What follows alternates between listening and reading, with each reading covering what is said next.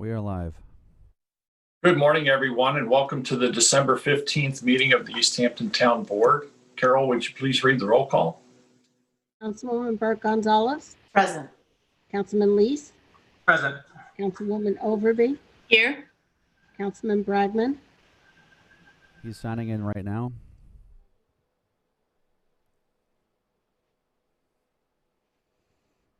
Jeff, are you there?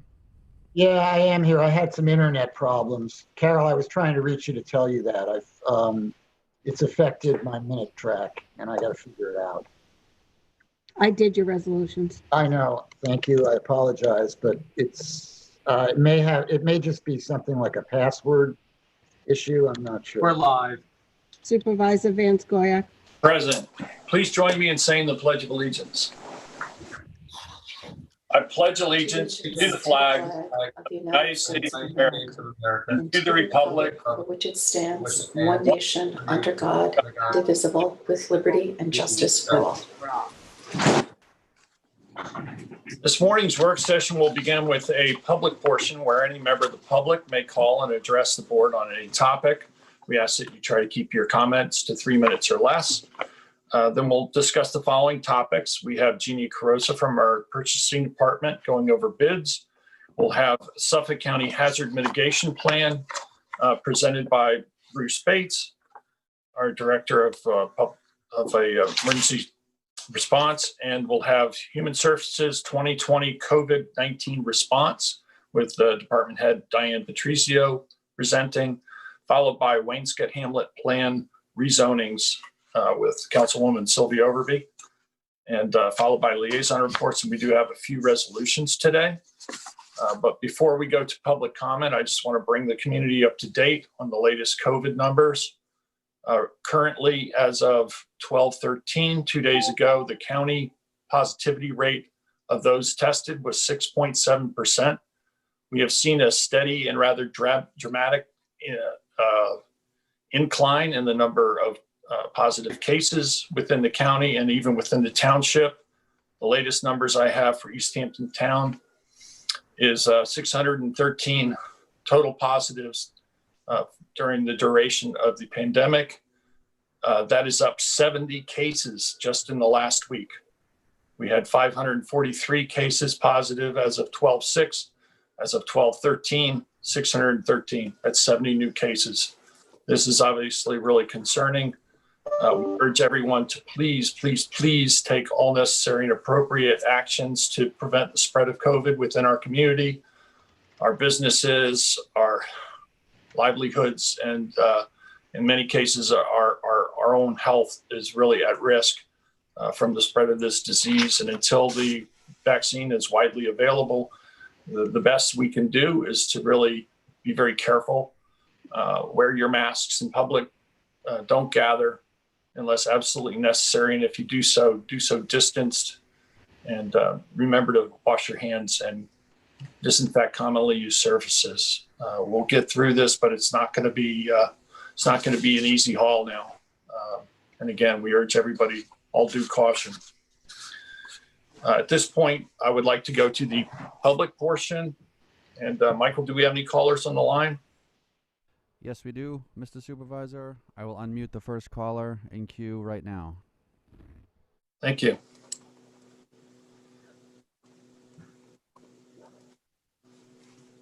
Good morning. My name is Michael Hampton. I live in Wainscott. Thank you for attending the Wainscott Citizen Advisory Committee meeting on December 5. I feel it is important that the town board listen in when the topics discussed address the entire town. Also, thank you for making public the South Fork Wind Farm Host Community Agreement and the easement agreement.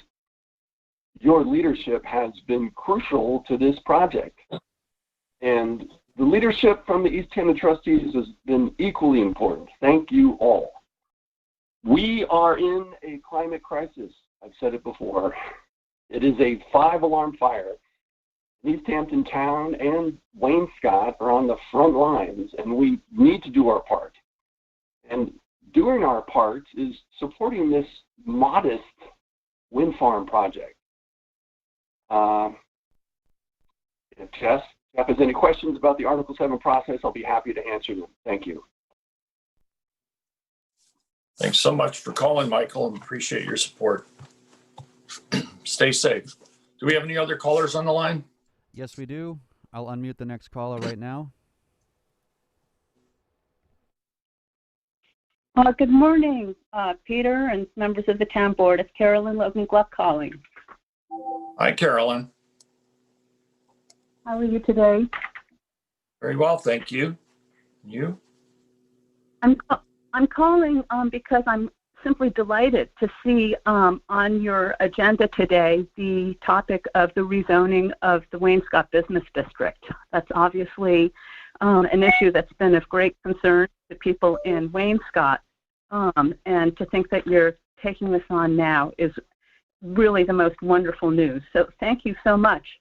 I understand that Sylvia is the lead on the Hamlet study, so it makes sense that she's going to be leading this portion. However, I do want to encourage you to keep our liaison to the CAC, Jeff Bragman, closely involved in all of these upcoming steps. You know, as liaison for the past 2 years, he's very aware of all of the thinking of Wainscott residents and members of the CAC.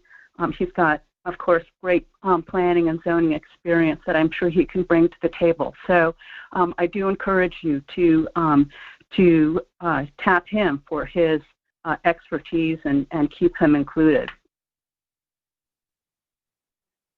Well, thank you for calling in today, Carolyn. We appreciate you taking the time to address us. Thanks, Carolyn.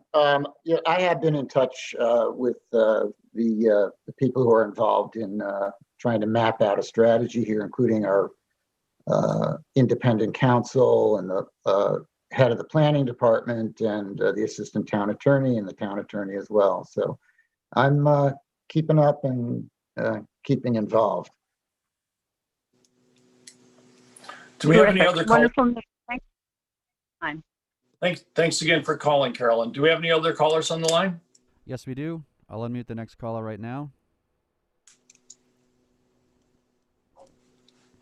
Good morning, Town Board. This is David Buddha. I first of all want to compliment you on the backdrop, Mr. Supervisor. Those are the beautiful view now that the old ratty building's been removed and those trees look like specimen trees. I had like to raise two things today. I was watching the planning board meeting recently, and there was an incident that was related to the board of a residentially zoned property that had been improperly, prematurely cleared of many of the trees and most of the underbrush that caused concern for the planning board in considering an unusual application, which happens to be for a detached artist studio on an adjacent property. My concern, though, was not about that artist studio. It was about the premature unlawful clearing of a residential lot. You may recall back in March of this year, I wrote a letter to the board with copies of Mr. Jolnicki stating that there was a need for a clarification of the town code building permit requirements for clearing on commercial properties.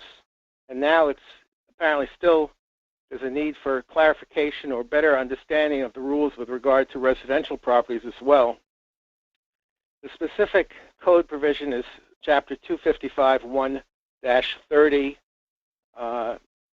Some commercial property owners don't realize that they're precluded from clearing those vacant properties, meaning fully treed properties, before they obtain site plan approval. And residential property owners and all the people in the town who are in the business of cutting trees and clearing land should be made well aware of the requirement that residential lots cannot be cleared except for a small amount necessary to do sewer and water testing prior to the issuance of that residential building permit. It's just now what was interesting about the planning board meeting was the resident involved related to the board his recollection of a conversation with the building department where he was given misinformation that no building permit was required. Frankly, I have to assume that the building department, which I have an excellent experience with, knows better, couldn't have told him what he says he heard, and perhaps a reminder is necessary, but maybe he misunderstood what he would ultimately be able to clear versus what he could clear immediately prior to the issuance of a building permit. Anyway, this is an area that the town board should clarify, the town attorney should review, the departments involved should be fully aware of, and there should be consistency throughout the town, and probably the best way to do it is to haul in all of the people in the business and read them the Riot Act and tell them what the law is so that it's followed for the benefit of the community. I know of at least 3 instances where residential properties were cleared years and years ago and have remained cleared with nothing being built. And frankly, even the ordinance department does nothing about it when it's brought to their attention, and it really has to stop ASAP. The second thing I want to just mention, I sent you a letter. Obviously, you haven't had a chance to read it yet, but the letter that I sent today concerns my belief that you have made a mistake with regard to the retroactive appointment of your police network management coordinator, whatever the title is, and that you need to take a look at that ASAP so as to conform with civil service law requirements. Thank you very much. Thank you, David. I appreciate you calling, and I can appreciate your concerns about overclearing. I would have a hard time believing that the building department was telling people that it was okay to clear lots without a building permit. Sometimes people do hear what they want to hear, and other times they're told misinformation, even by real estate agents, as to what can be cleared and what can be done on a property. But appreciate you calling. I believe that we have fully reviewed the other matter that you brought up, but we'll certainly take a look at your letter. And thanks again for calling. Thank you. Have a wonderful day. You too. Stay safe. Michael, do we have any other callers on the line? No, we do not. There are no more callers on the line at this time. Okay, at this point then, we'll move on to our agenda items. And first up is Jeannie Carrozza, our Director of Purchasing, and she has some bids to present to us. Okay. Good morning, everybody. Good morning, Jeannie. How are you? Okay. First, I have today an extension for the contract for the transportation disposal of the non-recyclable solid waste used tires, construction and demolition debris at Sanitation Department. And that's Winter Brothers Hauling of Long Island. That will go in, the new one will go in February 1st, but some things we have to do along the way. Also, we did a proposal for professional management services for the Camp Hero wastewater system. Tom Rule was the loan evaluator for this committee, and since he oversees Camp Hero. And we had one proposer, and that came from CMJ Greywater. And the total price for that was $10,800 for the tasks that would be included in the proposal. And the tasks include quarterly reports, which go over the lower pump stations and the upper pump stations, and also the history of the alarms. Then he would also, task 2 would cover semi-annual activities, which record the liquid and sludge levels in the various septic tanks, the changing of the upper pump system discharge, which, well, this stuff makes no sense to me, but whatever. South leaching pool, visually inspect the lower pump station wet well, and then task 3, lower pump station protector monitoring cleaning, and he would, I guess, protect it from, solids accumulation, and he would have the solids removed as needed. One good thing, CMJ is, I guess he actually lives in the area, so it would be close by. So if there was any emergency, he would be contacted immediately. And also for any oversight of operation and maintenance activities that he wouldn't be able to handle, he also gave us a schedule of a rate schedule. And then, of course, any of that work would need to be approved by the town. So therefore, upon recommendation from Tom, I am suggesting to accept the proposal of CMJ Greywater. And lastly, we have the bid for the snow plowing at the East Hampton Airport.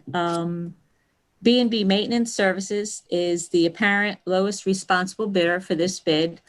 His prices range from $7,995 for the 0 to 4 inches up to $31,650 for 12 inches plus, and some various rates in between as well for the in between inches. So therefore my recommendation is for B&B Maintenance Services for that. And that would be all for today. Thank you, Jeannie. Any questions for Jeannie? It's a timely bid. I was the same thing. It looks like Thursday we might get our first. Right. And the new bid doesn't actually go into effect until January 12th. Right. Okay. All righty. Thanks so much, Jeannie. Thank you. Well, so next up we have Bruce Bates is going to be presenting an update on the Suffolk County Hazard Mitigation Plan, which has now reached its final form and is ready for the town board to sign on to. And Bruce, are you there to join us? Yes, I am, Peter. Good morning, board members. Good morning. Good morning, Bruce.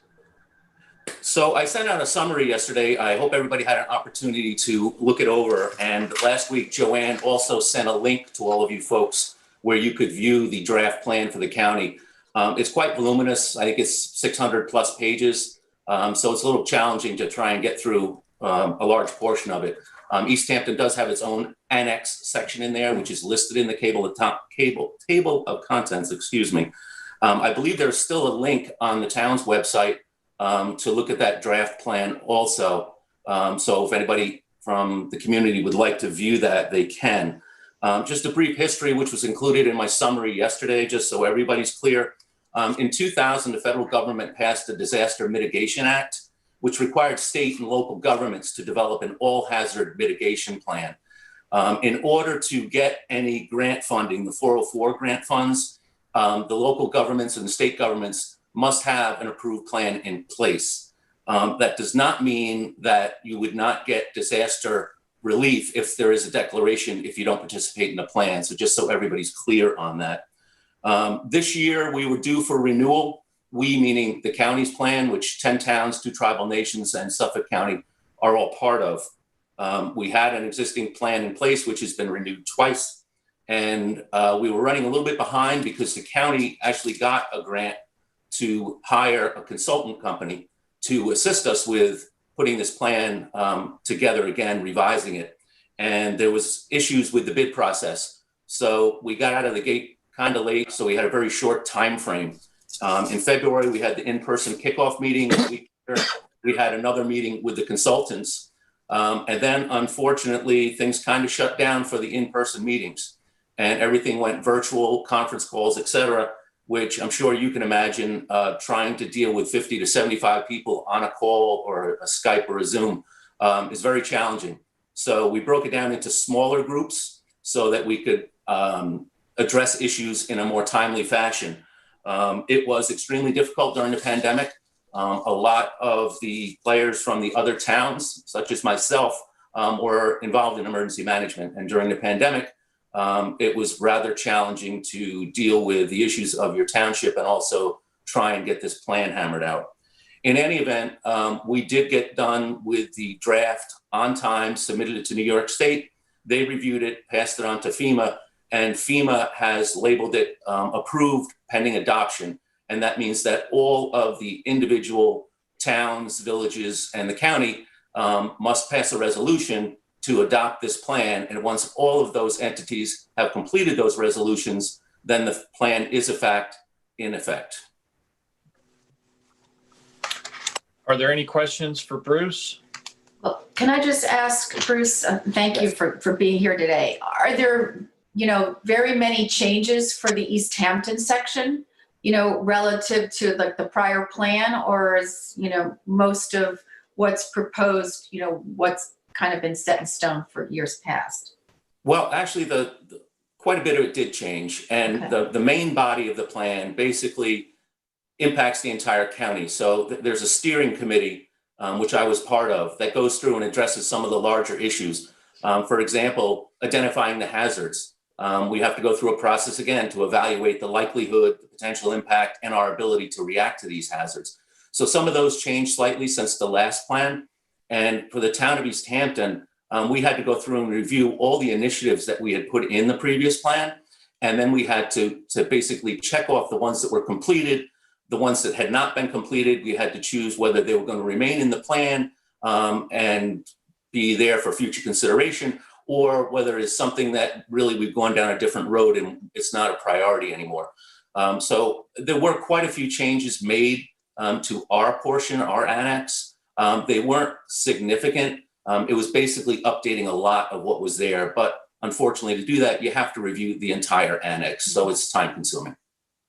Thank you. And thank you for your service. We appreciate So it. Bruce, as I understand it, having the plan in place, as you said earlier, if the plan wasn't adopted, you would still get emergency relief in a disaster. However, if there is a plan in place and implemented, it does advance the ability of the federal government to address those communities first and quickly. So there's certainly an advantage to having that plan in place. Yes, and there's funding attached to that. So we recently had, I think a couple of months ago, there was an announcement of grant applications were eligible for certain types of mitigation projects. So if you have a plan in place, which we do, and you have one of those factors that you would like to address, and it fits the bill of that particular grant, then you would be eligible. They move on a very fast time frame, unfortunately, but having them in place in your document is obviously the key to the start of the whole situation. And Bruce, looking at the hazard rankings, knowing that, the highest rankings being flood, hurricane, and nor'easters, which are all very weather dependent with, global warming and everything. It was great to see that you updated so much in there. You identified the issues, either ones that the town board has either taken on in years past or ones that we need to do moving forward on here, and specifically pulling out so much of the code and also all interdepartmental, necessities to make sure that if we are in a position where we have to go to this plan, that we all coordinate and work through your office, work well together. You could tell there's a lot of time and work that was put into it, Bruce. Thank you very much for doing so. Well, and Bruce, I just want to take an opportunity to publicly thank you for being the emergency preparedness coordinator and all the work that you did directly with myself and the chief of police, especially in the very early stages of the pandemic, where there was a great deal of concern and trying to keep our community safe, get the best possible information out, cutting through any of the red tape that might occur in the normal bureaucratic process to secure PPE, making sure that our supplies were well stocked, and that all the issues that popped up through that were addressed. We formed the Unified Incident Command together, and that command structure, I think, served us all very well. It's great that we're not under that structure now. That means that things had relaxed, but we may end up having to go back to that at some point in the future. But I just wanted to publicly thank you for all your hard work and the many long hours that we all spent together. You really did a terrific job for the community. So thank you for that. thank you. Any other questions or comments on this topic? The only thing is, Bruce, I know you have some action worksheets that the town has to look into in the upcoming years here. If continue coordinating with yourself on that and bring it to the town board, wouldn't mind, addressing some of those in the near future with you. Okay. Thanks again, Bruce, and be safe. Take care. Thank you. Be well. Thank you. So next up, we have the Director of Human Services, Diane Patricio, giving us an update on the 2020 COVID-19 response by her department. Good morning, Diane. Good morning, everyone. Diane, I think, has a PowerPoint presentation she's going to share with us. Yes. Okay, did that work? Yes, it did. Okay, that's fabulous. Looks good. Okay, so I put together a presentation with a few slides. The majority of it consists of photographs of staff, as I want to do more than speak about the number of meals and services provided. I want to show the faces behind the numbers. You know, those who have shown up since March 10th and are still showing up. Okay, well, I'm trying to go to my next slide. Okay, there we go. The Department of Human Services is considered an essential department during this pandemic. And although some aspects of our operations have been adjusted, we continue to offer critical services and support. And this is a picture of most of the team that we could gather together. We're preparing meals at more than 3 times the usual rate, and we're accomplishing this by utilizing other program staff. And my goal today is to update you on our performance and to also highlight the entire team. And we are a team of dedicated, caring public servants. And so at this time of even greater need, the safety net program and services offered at the Human Services Department are more important than ever. Our incredible staff are going above and beyond to protect those who need us. We're delivering thousands of meals, making thousands of phone calls, reaching out to local not-for-profit organizations, and providing activities in virtual format. And as the COVID-19 situation evolves, we're ready and able to rise to the challenges that face our community. To prevent the spread of COVID-19, we continue to provide home delivered frozen meals to the over 60 population Monday through Friday. Human services staff are available to meet by telephone, email, or virtual appointments. Mental health counseling is available free of charge to seniors over the telephone, provided by a Family Service League social worker, and a caregiver support group is offered via Zoom. And case management services and general information and assistance is available Monday through Friday, 8 to 4 p.m. This slide shows that in 2020, we will have served over 57,000 meals. Our typical budget for annual food cost is $85,000, yet this year, due to the pandemic, an additional $102,500 was added to our food line so we could continue to serve seniors in our community. So you can see from this how starting in March, our numbers tripled. And they appear to be going up again in December, probably due to the winter and the holidays. What this slide displays is our frozen meal delivery schedule. So we have worked where Monday the drivers are servicing Montauk, and you can see how we are all over East Hampton town.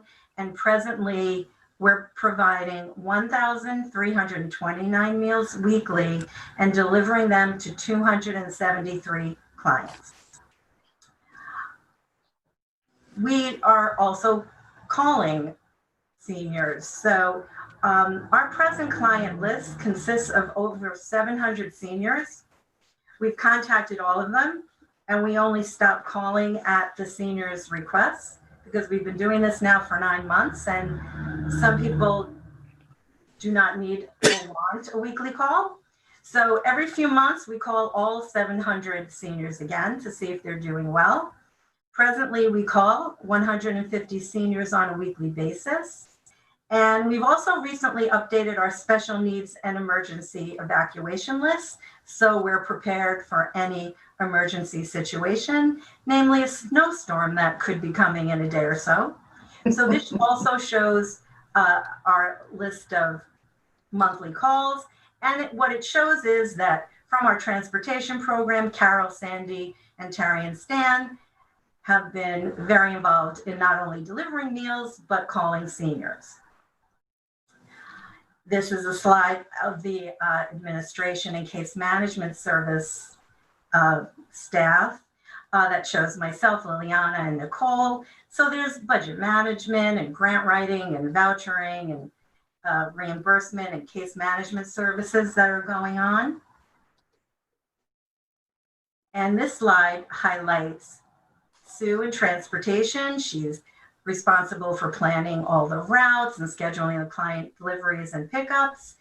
And there's also there's also Alice, who is part of the in-home services program, and Kathy, who's part of human services. And they work together on purchasing, that's involved in looking through bids, the food and supply ordering, which has gone up quite a bit, and completing purchase orders. And now this is senior nutrition, which shows Michelle and Corinne, who normally works in the adult daycare program.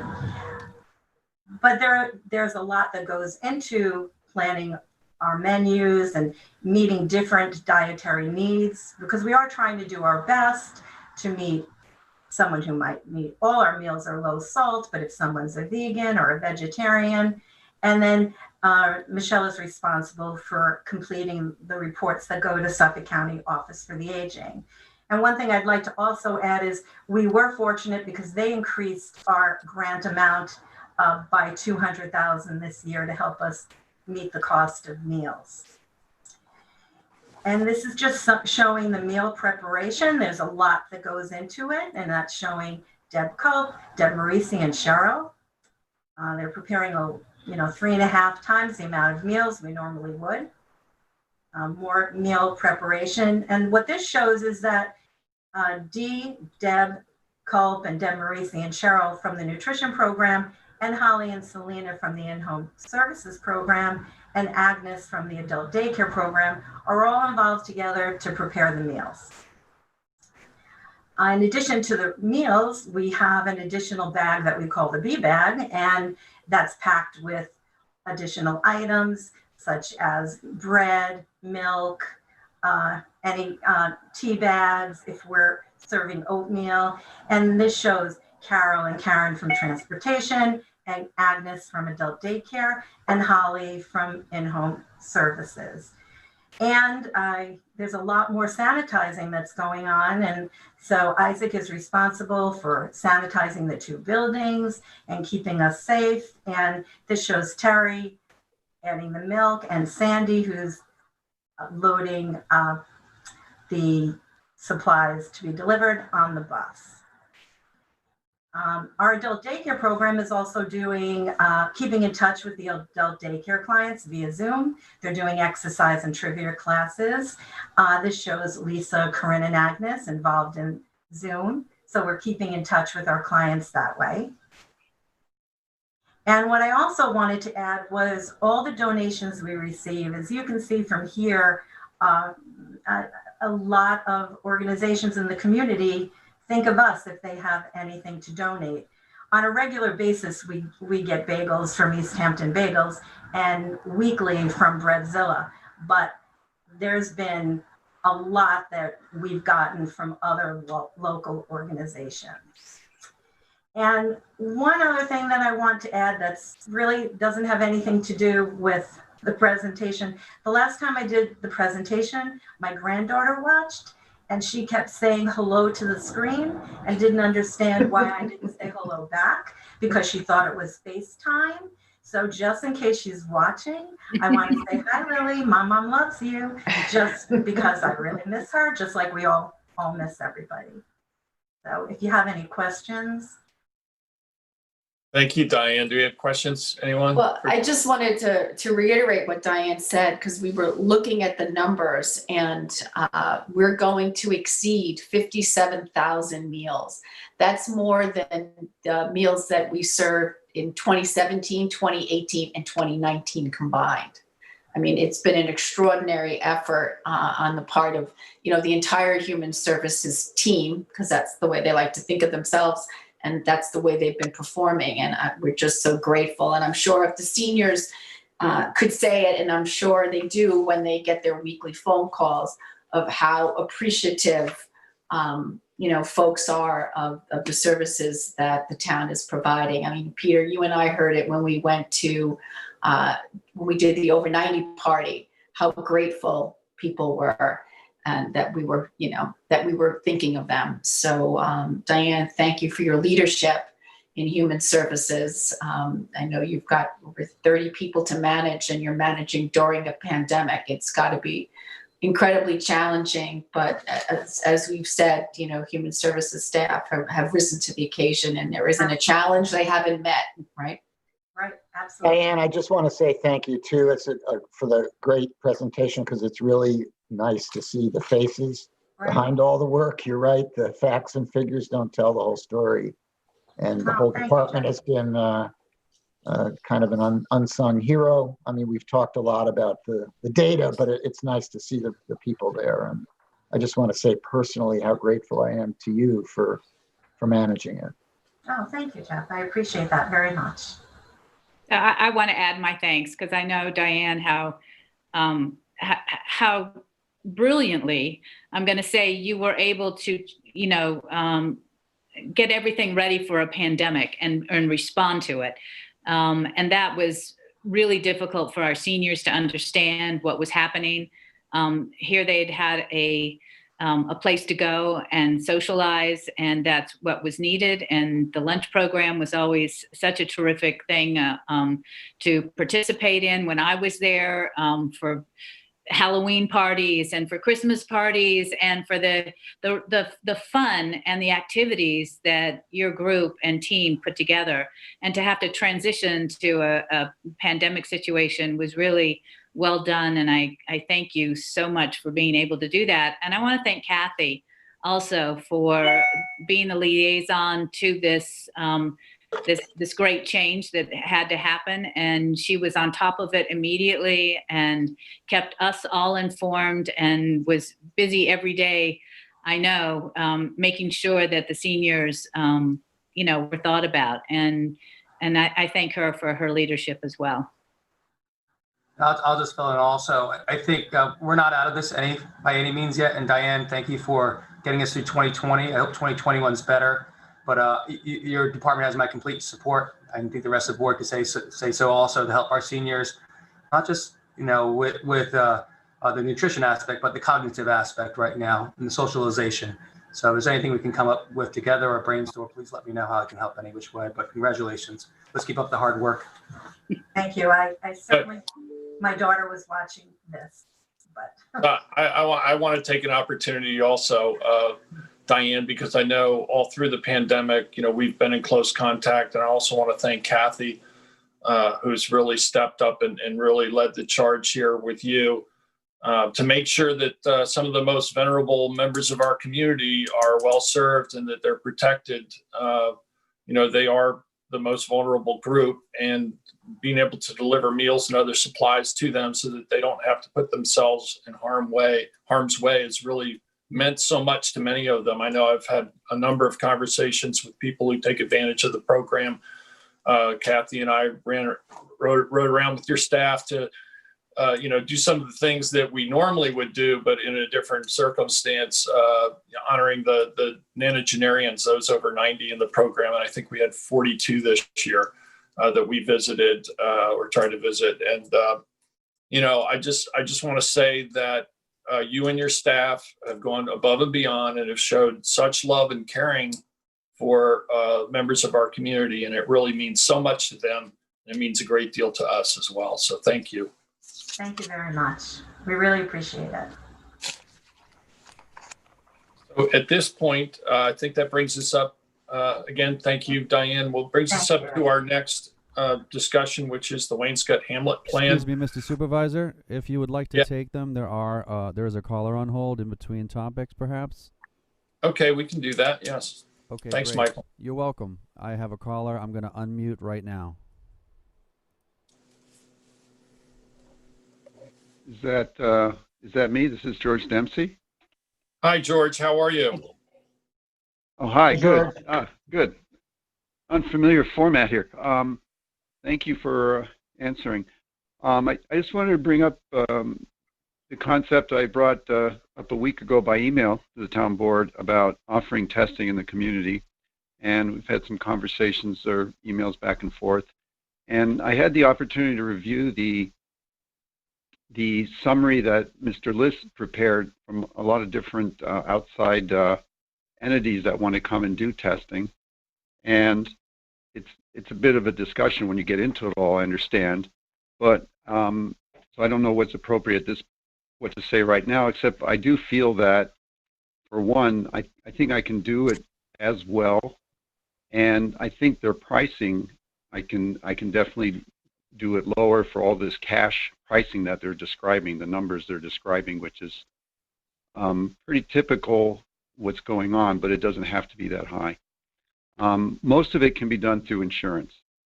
And since I'm in the community, I'm able to provide a lot of, I have a lot of plans already I'm on with.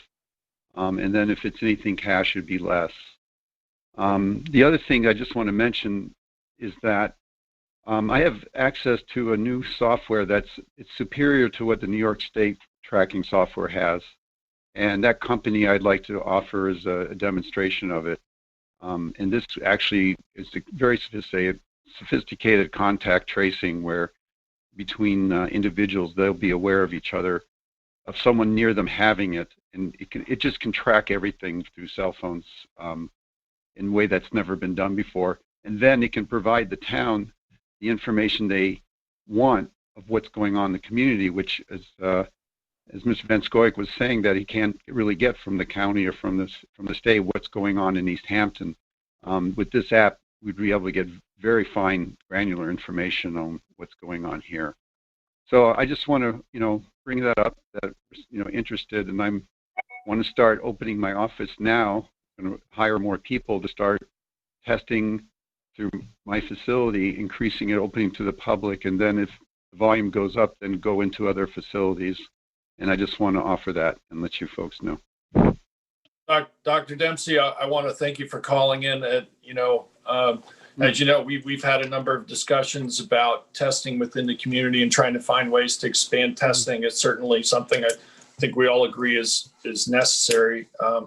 The town is moving forward with a pop-up site, and we certainly appreciate that you would be able to expand testing and make that available to the community, because one of the things that we've heard repeatedly is that there's it's difficult for people to leave the community to go get tested. And most of the testing that's being offered is being offered further west.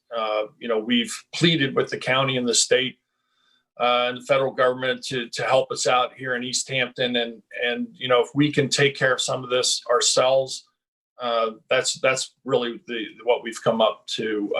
We're just going to have to take care of it for ourselves. So having a member of the community such as your esteemed doctor within the community to be able to help us with that and help our community is wonderful news. We certainly will do whatever we can to help facilitate the expansion of testing provided by you or others. We know that's a critical thing to be able to understand, to get people tested quickly, get the results back quickly so that they know whether or not they're positive, so that they can keep from infecting others, so that they can go about their work or whatever, knowing that they're not positive. So that's definitely a critical thing. You brought up the phone tracking app that maybe you're saying is maybe even better, maybe gives more data than this New York State app. We've been trying to publicize the New York State app to try and get people to use it. I don't know how successful that's really been. We've put out Facebook posts and website. We've talked about it here publicly in the work sessions. I've downloaded it on my own phone. Thankfully, I haven't gotten an alert yet that I've been close to someone who's COVID positive, but that may be just because there aren't enough people using the technology yet. So, Okay. But again, well, I'd be happy to arrange with the company. I could arrange for a demonstration if you folks wanted to see it for yourselves. I could arrange that.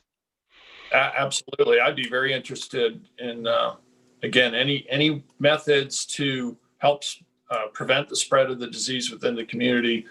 I wholeheartedly support. I'm sure the other board members do as well.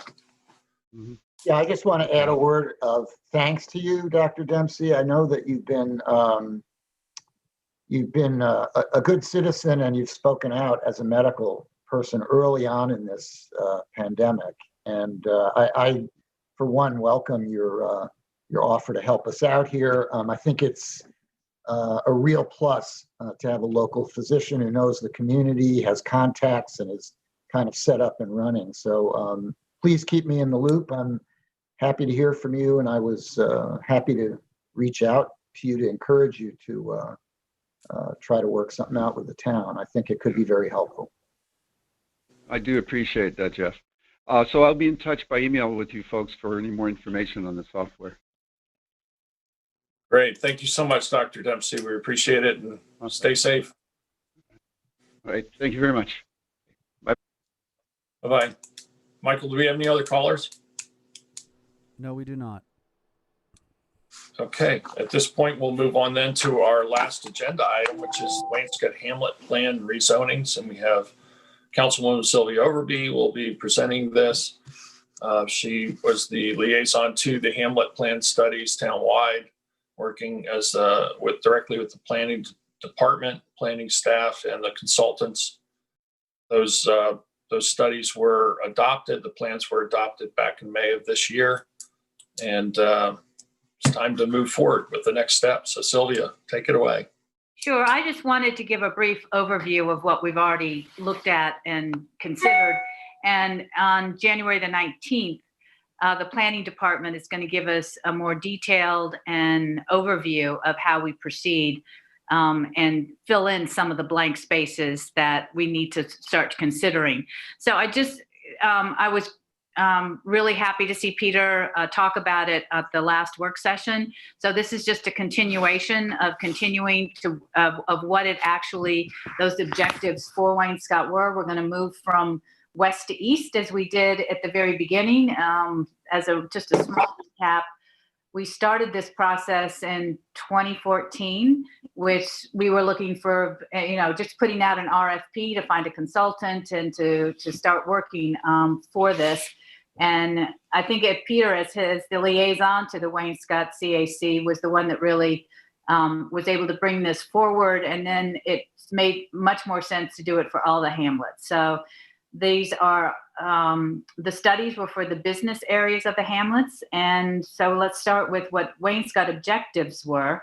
And I've sent all of you the overview that was actually produced by one of the consultants, Lisa LaCourie, on this. So you should have it if you want to follow along.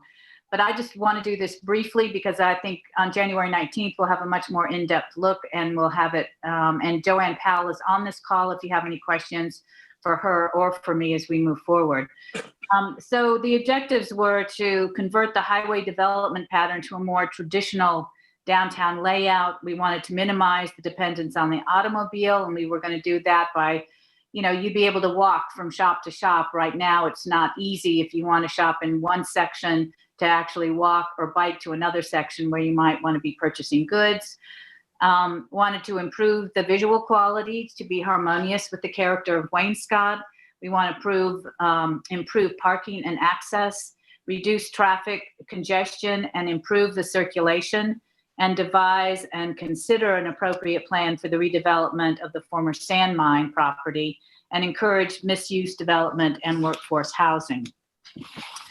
So some of the key implementation measures things that we're already working on just in conjunction with the Hamlet Plan was the Water Quality Improvement Plan of 2016, the Community Preservation Plan, our Town Energy Policy, Coastal Assessment Resiliency Plan, or CARP. All of those plans will also be considered, and more. There are others listed as we go through the implementation for the Wainscott plan. And as just a reminder for the rezoning and the development pattern, and as we again work from west to east, we are looking at rezoning the western part of the central business zone to a B residence and a limited business overlay area. this only had to deal with about 8 properties, but we'll have a more detailed of what's on those 8 properties and what's going to change if we use what was considered in the Hamlet plan of limited business overlay and B resident zoning. In the plan, we also wanted to look at developing a new home improvement zoning district, and that would be something that would not be fronting 27, but perhaps you'd have more walkable areas on, on 27 with parking behind, and then another area where the home improvement zoning would be for places that are now fronting the highway, such as auto glass and the plumbing supply place and other things that might fit better into one area where you can go and see all of the home improvement areas. Shops.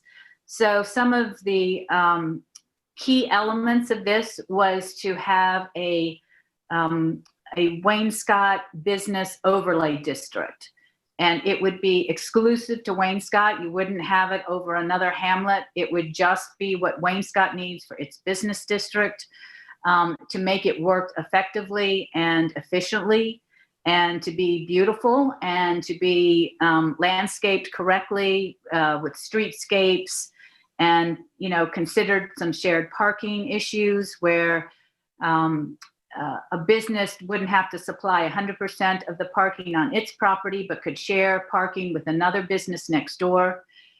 This would be a more cohesive way to traverse and use all of the the properties, and perhaps in sharing you would get a little bit bigger building or a little bit bigger square footage for your building.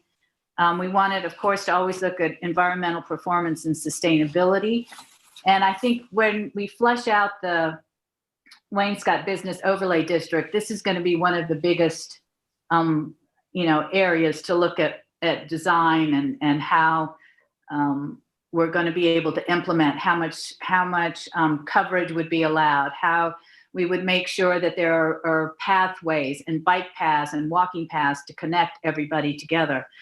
So as we looked at the actual plan that was a conceptual plan of the area, we've already actually started implementing some of this. And one of the first things that we, that was very visual in the plan was to not have the entrance be a park.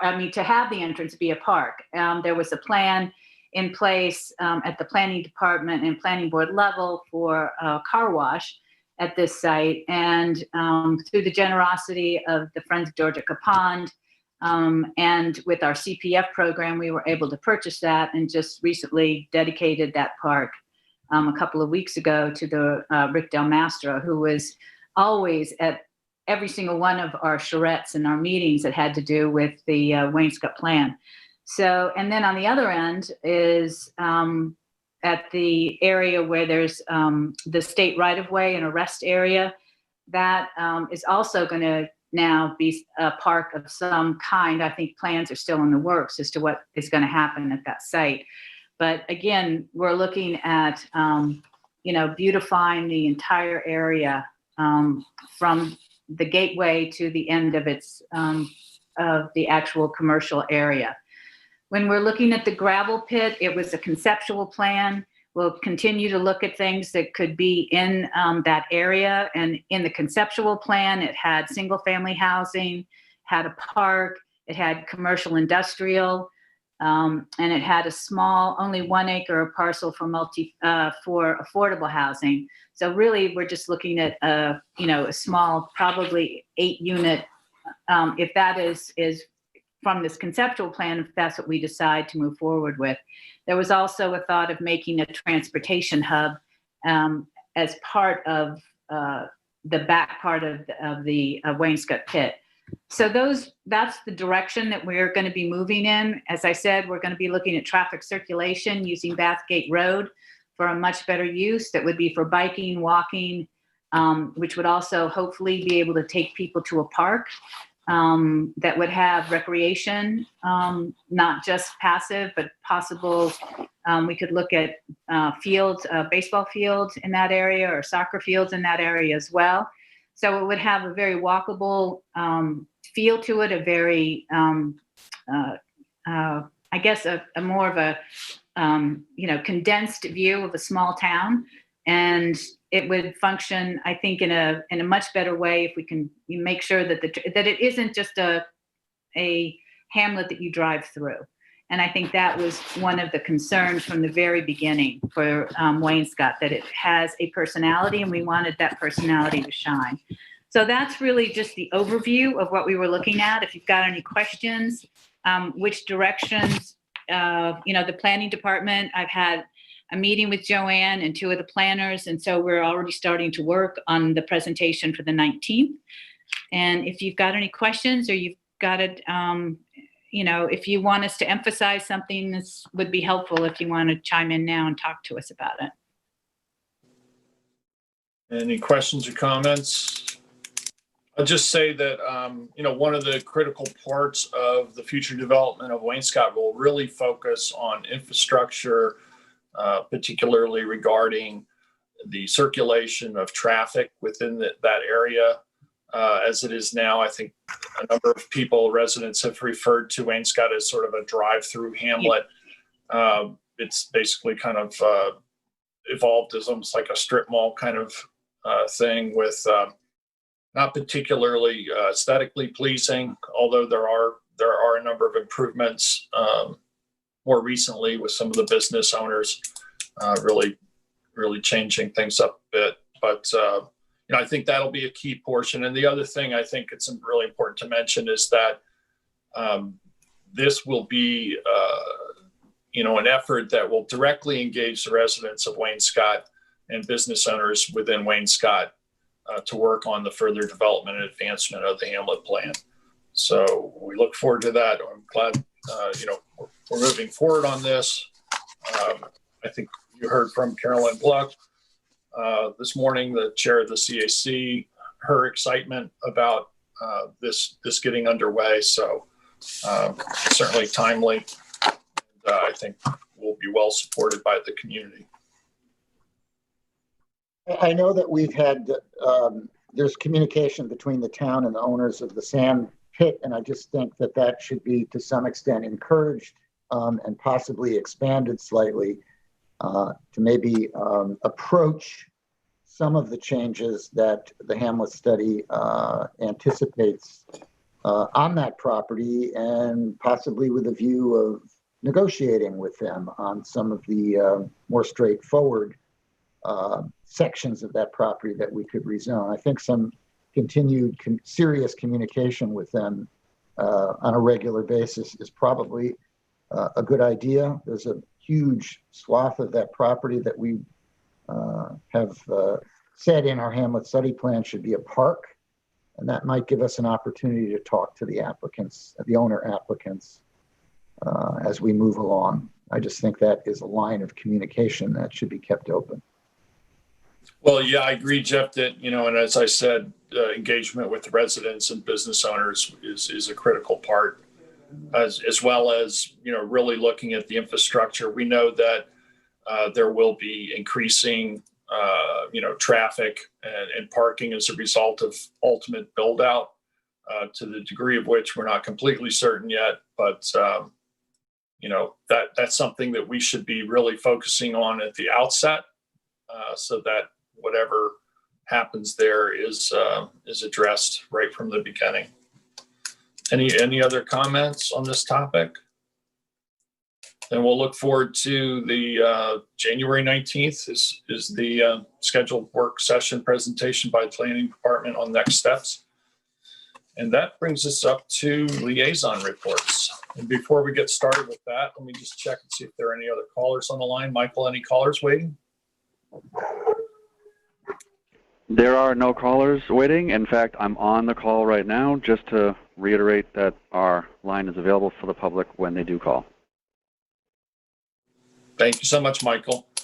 Kathy, do you have a liaison report for us? I do. Thank you, Peter. So last Friday, Fred Field Ken Laval and Anthony Palumbo, called the South Fork Behavioral Health Initiative. We have an annual meeting to review how the program went in the current year, and also to talk about potential programs for the following year and funding sources.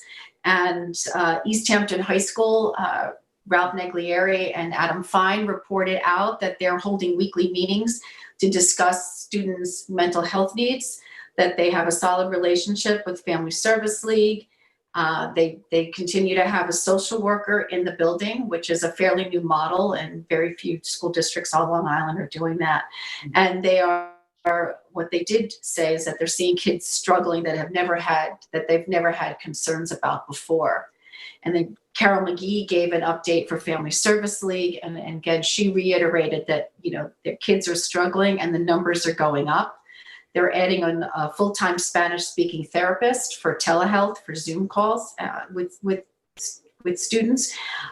They've added hours to their child subscriber, and that the Family Service League overall has productivity is increasing each and every month. And then Southampton Hospital gave a report, and they talked about the success they are having with their telehealth psychiatric evaluations. So patients no longer have to go all the way up to Stony Brook. Patients are getting the evals, and then they're getting either connected to an appointment for counseling, or if they need to be hospitalized, they can take care of that, find them a bed in one of the local facilities and get them directly admitted. So they've had, big success with that. What Assemblyman Thiel did stress is that we may need to meet again, and the group may need to start some advocacy because New York State has a humongous budget problem.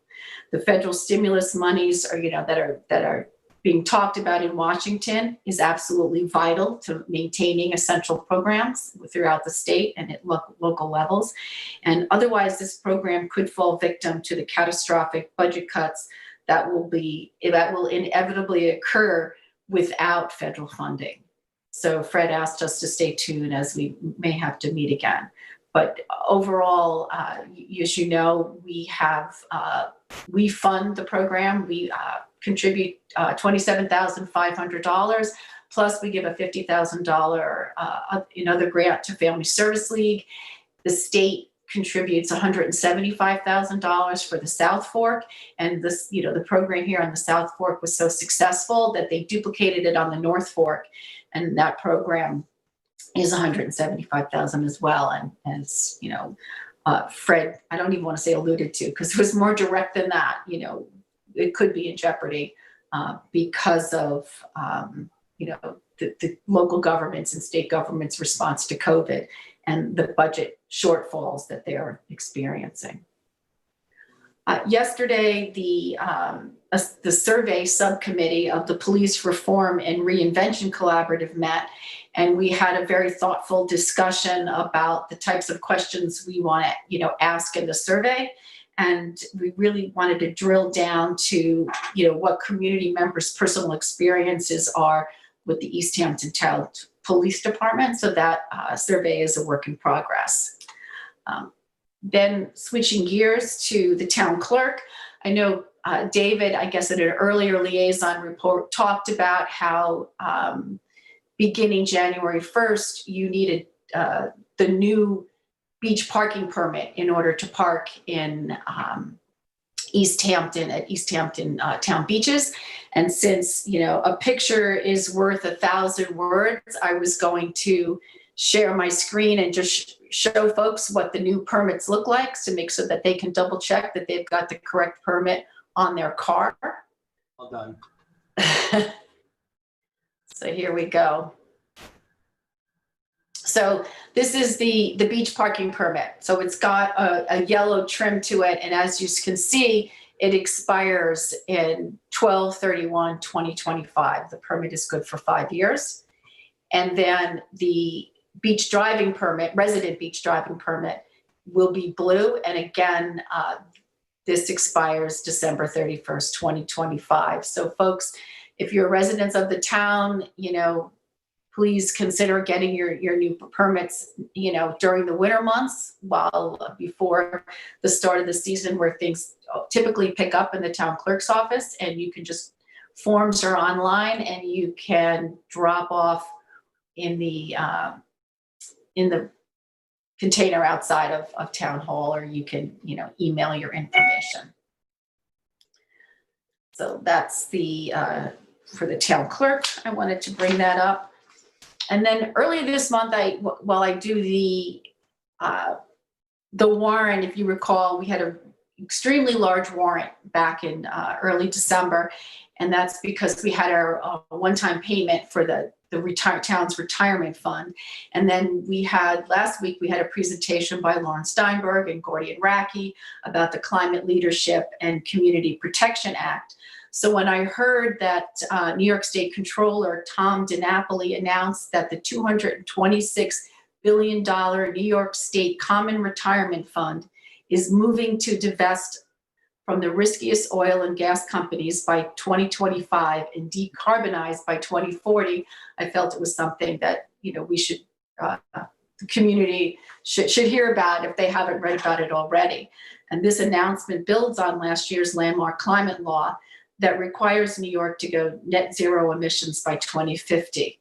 This means that New York State just became the largest pension fund in the world to take comprehensive climate action, including fossil fuel divestment. The controller has created the most comprehensive program of any large public fund worldwide to divest from fossil fuels, decarbonize across a massive portfolio, and put major financial pressure on public companies, from auto companies to utilities, to align their operations with the scale of climate action needed to stave off the worldwide catastrophe. The results of DiNapoli's first review completed earlier this year targeted the coal subsector and resulted in divestment from 22 coal companies. Similar divestment action is anticipated from the current tar sands review, which is set to conclude next month. After that review, the controller will review fracking companies, oil majors, fossil fuel service companies, and oil and gas transportation and pipelines. All reviews and divestment actions will be completed by 2025. Last week's announcement from the controller is an exciting, bold, and responsible leadership position, one that sets a high bar in a vital year for climate action. The New York State Retirement Fund is the third largest pension fund in the country, and when it takes action, people pay attention. Rigorous and timely review with divestment for climate laggards across the energy sector and a commitment to a net zero portfolio by 2040 will protect the fund, current and future retirees, and taxpayers for unacceptable levels of climate risk. It also sends a clear message that the era of dirty fossil fuels must and will come to an end. And the smart money is getting out sooner rather than later. And what Michael Hansen said earlier, we're in a climate crisis. It's a 5-alarm fire. And, it's just terrific to see the leadership at the state level and here at the town level with Sylvia and the Energy Sustainability Committee. Thank you, Kathy. That's great. Thank you, Kathy. We have David. Excuse me, Peter, at this time, if you don't mind, Peter, there is a caller on hold. I don't know if you want to take it between board members. Yes, let's go ahead and take the caller, and then we'll go to Councilman Lisa's report. Thank you. I'll unmute that caller right now. Hi, this is Lena Tabori. I'm unable to connect live today, so I wasn't, the only way I could sort of listen to the session was on the phone, so forgive me, but thank you, Kathy, enormously for bringing that to everybody's attention. I mean, there's so much good news this week with the signature between the town and ORCID, with that news, with the fact that you guys are going to be moving forward on the gas leaf legislation, that the vehicle emission efficiency is on target. So much fabulous, fabulous, fabulous stuff. So I'm really just calling to say thank you enormously for all the effort that you've put in to climate. It's a huge deal, and it's politically such a complicated one, which I respect and understand so well. So thank you for all the efforts. Thank you so much, Lena, for calling in. Be well. Do we have any other callers on the phone, Mike? No, we do not. Okay, Councilman Lease, you have a liaison report for us? Yes, I do. Thank you. I sat on with the Water Quality Technical Advisory Committee last week. They were discussing some year-end reviews of projects that they have been moving forward this year. One of the things that they were discussing is about potential modifications for the boundaries for water protection district boundaries. And specifically, they were looking at the Accabonac Harbor watershed on this meeting. And they were trying to go through redefined boundaries based on updated groundwater travel time maps from Suffolk County sub-watershed plans. So they're looking into that right now, which will then affect our zoning and potential availability of funding for certain projects. So they're reviewing maps and funding scenarios that are going to continue to move this forward. We might hear it at the town board level early 2021. The Water Quality Technical Advisory Committee also did discuss the septic incentive program, particularly potentially for hardship cases. This is something that a subcommittee met with Tom Rule and Francis Bach from the Town Housing Department, Town Housing Office, excuse me. The discussion on findings and recommendations from this subcommittee went forward, but there's a lot more information needed to find out how that would work. There's more information needed. We'll see if we get some more information from that, and then we'll come back to the board for that. I want to let the board know that, again, the water quality funds from the CPF is a use or lose it. So we're looking to try to see if we can potentially encumber some funding for some engineering reports for septic upgrades. So I want to present to the board some resolutions this Thursday for engineering, to approve engineering for IA upgrades at some of the town buildings. It's a drop in the bucket as far as the money, but overall it moves our priority listing more forward and our objectives. I'll be looking to put up for resolution for engineering for Havens Beach, the Stephen Hands Path area, and potentially Kirk Park. I hope I have your support on those. Lowenstein Pipe. We received just actually this morning a potential pipe change order during the replacement, which happened later than we thought. There were some delays there. It's happening as we speak right now. It was determined that one of the basins is in poor condition and needed to be replaced in order to continue with replacing the piping. It was actually sort of crumbling. They were actually installing a new catch basin, and Natural Resources Department has some pictures on that. But we're looking at a potential change order on that to install new catch basins. We actually have that change order. It comes at $13. $13, sorry. That's a bargain. I'll take two. $13,935 for new catch basins, but they're very much needed and have to be installed there. I'll forward this onto the board, but if we could potentially get the change order approved this Thursday in this calendar year, it'd be great.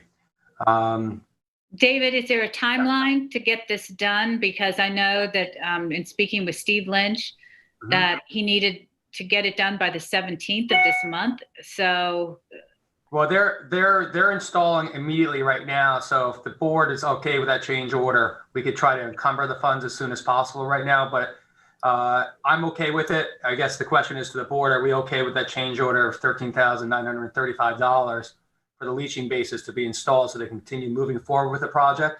It would be fundable through the water quality funding from the CPF, as already stated in the overall project that we approved a while back. All right, so that's something we can take a look at between now and Thursday's meeting. Yeah. And then we'll take a vote, and we'll take a vote on it on Thursday. Okay. Thank you for mentioning it. Yeah, are they also doing the Fabco? That's the Fabco filter. Yep. And it's hopefully going. It's part of the whole look at the Lowenstein pipe and all of the stormwater retention that's coming down from Surfside. But yeah, this is part of that project, and hopefully we'll take a lot of the bacteria that flushes down off individuals, maybe fertilizers or such, road runoff onto the beach. So we're looking to treat that as soon as possible before any bacteria gets onto the beach then too. So it's good design. But again, when there's some old legacy issues that you don't really know until you get in there, this is one of the change orders that's being recommended by our Natural Resources Department. I also took a meeting this week with members of the Natural Resource Department and with VHB, who is the engineer that is assisting with the Cove Hollow Storm Drain Remediation Project. I want to thank from the East Hampton Village trustee Christopher Minardi for showing up on that meeting And also Dave Collins was there too, along with our town staff, including Steve Lynch. We were over, VHB presented some conceptual designs for the Cove Hollow Road extension that's there, a little cul-de-sac. It's actually where that pipe daylights. We discussed some overall work we need to do with the state and also the MTA. Again, it's a very long legacy drainage issue that we've been looking at over the last couple of years. So that's moving forward, and I hope maybe we can present that to the board in maybe the first quarter of 2021 then too. So that project's still moving forward. Let's see here. The Amagansett Citizens Advisory Committee met last night. The meeting, there was discussions there that about there's still discussion how to move forward with potential outreach for mail delivery. So they're working through that. They did have a collection of funds that some committee members and others put forward. So they're going to look to use that for outreach. They did actually hold elections last night. I want to congratulate Rona Klotman for being chairwoman and Vicki Littman as vice chairwoman. They do not have anyone for secretary as of yet. We did receive last night, and we can discuss this maybe at a potential future meeting, enacting an attendance policy for all the CACs, and if not specifically the Amagansett CAC. So if you haven't been able to read that, let's look into that, and we can discuss that at a later time also. The Nature Preserve Committee met last week, and we discussed some of the management plans that are moving forward. The 555 management plan, Amagansett Plains, is moving forward. We actually had soil testing done by Cornell Extension, excuse me. And we look forward to potentially seeing a final management plan from the Nature Preserve Committee, probably in the first 3 months of this coming year then too. We also looked at 2 other Nature Preserve management plans that they're working on, including the Fresh Pond Road, the grasslands over there. A lot of the discussion was also mentioning trailheads. As we know, with the pandemic, people just flock to trails, and this is not just within our township, but Long Island and also all states in the union here. So we're looking at trying to come up with appropriate trailheads that we can resurrect, if you want to say, clean up a little bit, maybe put very appropriate trailhead signs like we've done recently over on 114.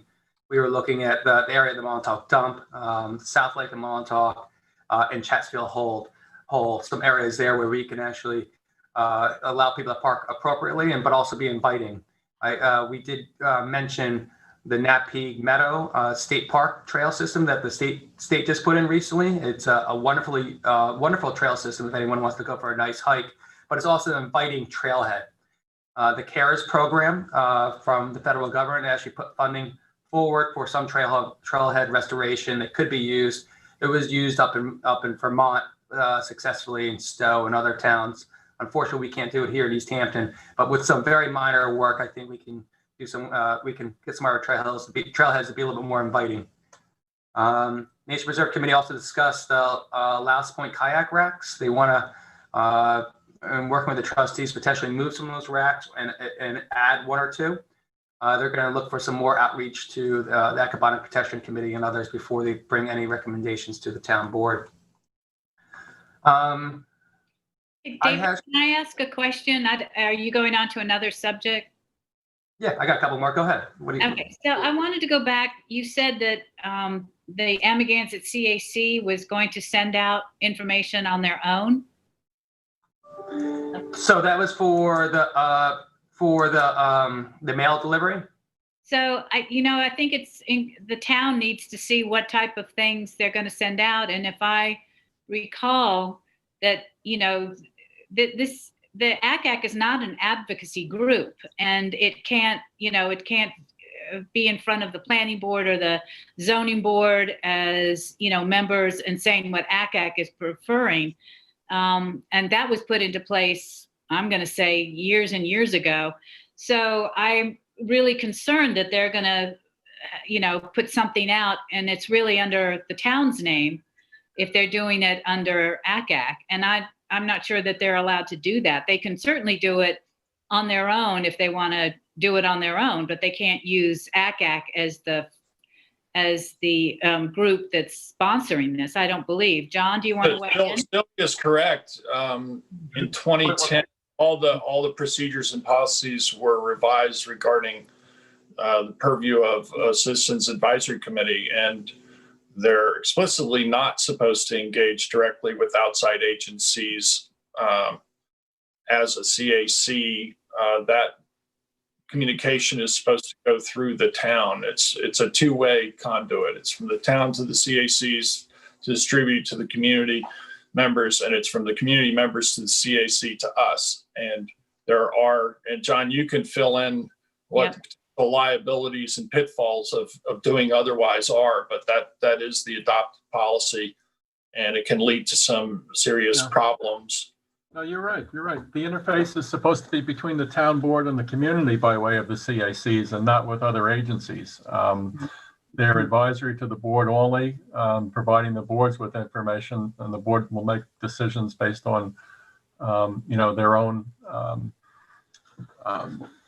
conclusions of the information that's been given to them. So it's really not, they don't represent the town board to other agencies. Only the board members do that. And really, Sylvia, they point should well, be giving point well feedback. taken. Sorry, David? No, I just said it's a point well taken, Sylvia, on there. It continues to be discussed, and I'll make sure that this is known and have the board's position on it. And I agree with you on there as they try to move forward on it. And if they do it individually, they might continue to move forward on that through petitions. But anything outreach to the postmaster or such, I'll make sure it comes to the town board if we decide to do so. Thank you, Sylvia, for bringing that up. Yeah, thanks. And John also for the clarity. Moving on.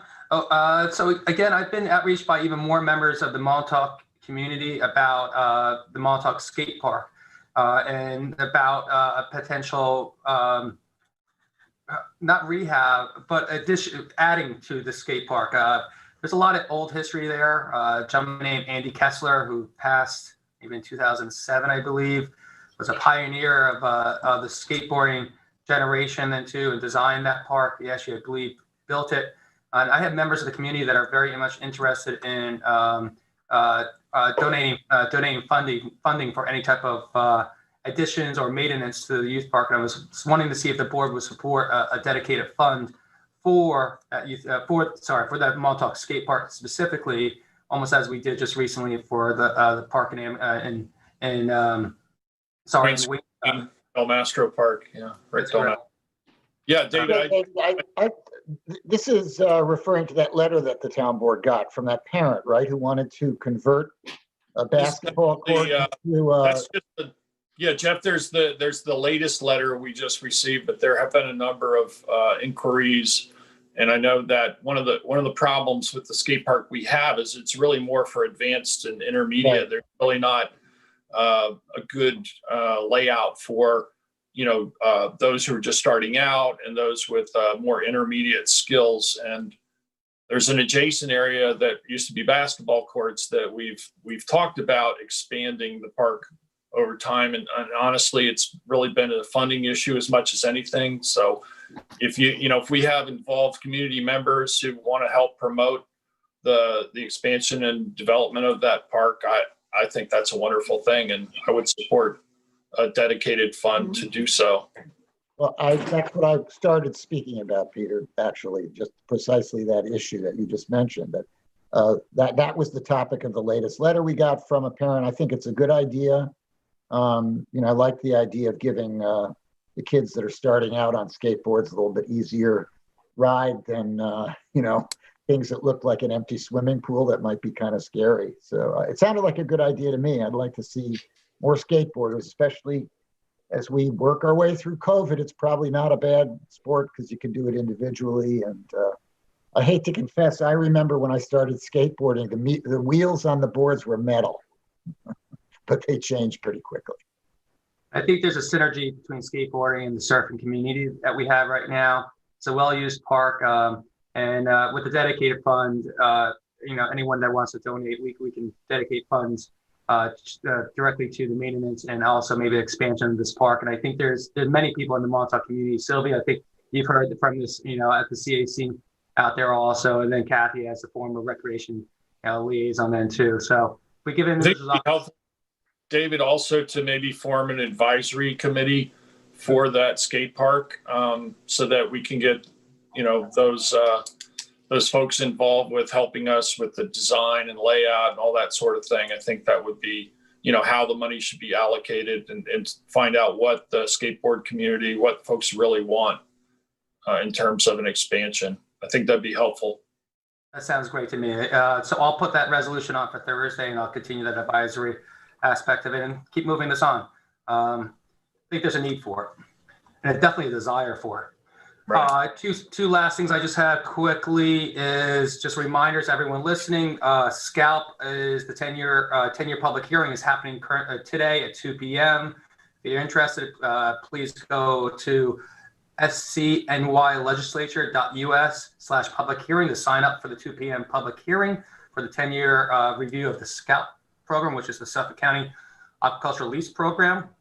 And then also for our fisheries industries, please remember that all applications into the DEC for funding for the New York Marine Fisheries Relief Program have to be in by December 31st. Please contact the DEC.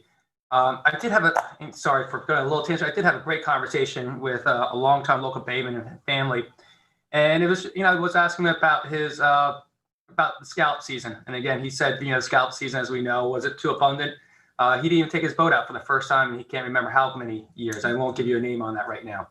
But he said also what we have to look at is, global warming, predation. But he also mentioned something, and it put it all together a little bit more for me. What's killing the eelgrass? Eelgrass, you need the bugs. And he says the town should take a hard look at fertilizers. Is the broadleaf killer fertilizers that are washing off the land and killing the eelgrass? Is it the grub killers that people put on their grasses that is actually then getting into the ground, in the surface waters and killing the small juvenile bugs of scallops? So I think a long, hard look, maybe we could I'll start working with aquaculture and natural resources, looking at the fertilizers and how they are potentially affecting our scallop industry also too. But that comes from a long lasting bayman that I have a lot of respect for. So I appreciate his time and talking to me. And that's all I have. Yeah, sorry, go ahead. David, there was a letter in the Star from, for me, a respected bayman, also talking about what he didn't find when he went out, the amount of species that are missing. And it's pretty heartbreaking when you start to see it happening, and he relayed that in that letter. So anyway, another person that is telling us we're in crisis here. Yep, different person, but same issues, within our waters in that industry. And I think the last thing I said, we'll probably all say happy holidays at all, and to everyone's family on this call. What my favorite bacon, egg, and cheese shop is closing up next week. All right, I love a good Dreesen's donut since the day I've been born out here in East Hampton. I think I love their bacon, egg, and cheeses, but unfortunately now that business is now. It was devastating to me last night. It's closing up based on the pandemic here. Let's, as a community, shop local, donate local. Let's protect what we have out here right now. We'll get through it all together. So everyone enjoy your holiday season. Well said, thank you. Well said, David. Sylvia.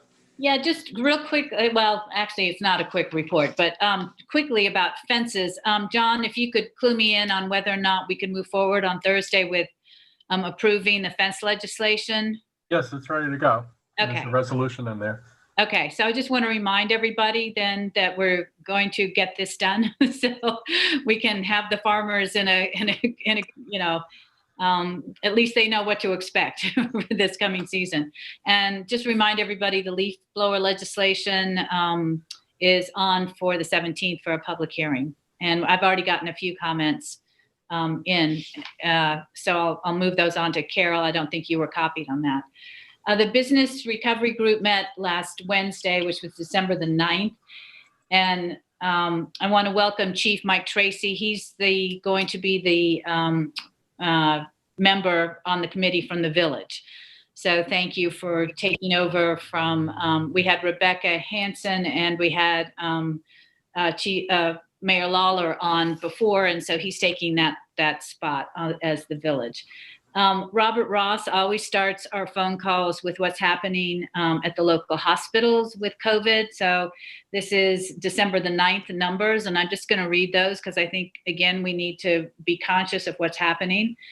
Southampton Hospital was up to 18 people. 5 of them were in ICU.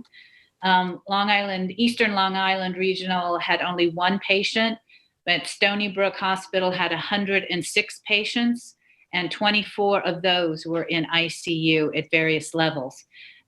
Southampton Hospital has 150 beds dedicated to COVID, so just so you can keep that in mind. The number 18 was certainly up from what we saw this summer, where we saw week after week of either 0 or 1 patient. And so it is concerning to see it go to 18.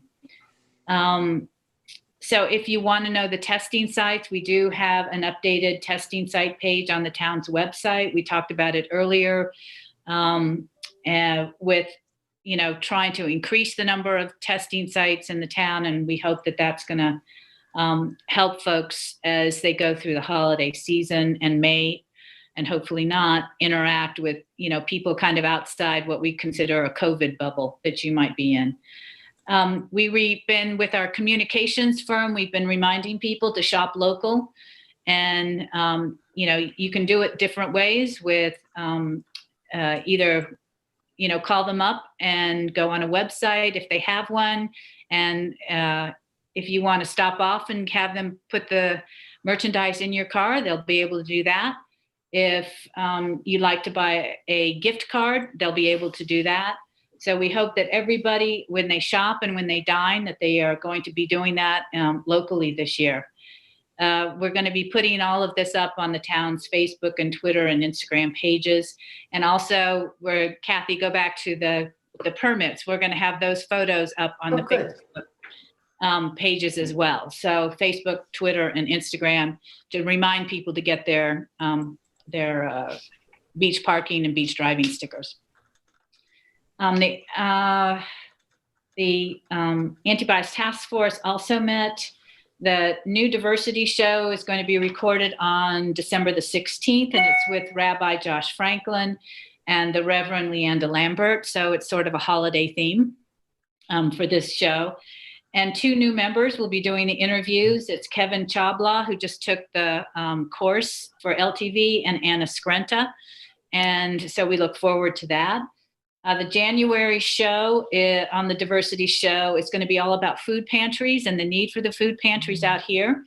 And Louise Bergerson and Susan Weimer are going to be the people to do the interview. And hopefully we'll get enough members from the food pantries to be on the show. So they haven't done that outreach yet for that. But anyway, that is planned for January. Larry Smith discussed the meeting of the New York State Police Reform and Reinvention Committee, and we were all pleased with how that's moving along. And Anna Skrenta is also working on an end-of-the-year summary of issues in our community that are concerning racial injustice and hate crimes and bias that might be occurring within our community and also within the country as a whole. I think she's going to try to connect those two issues.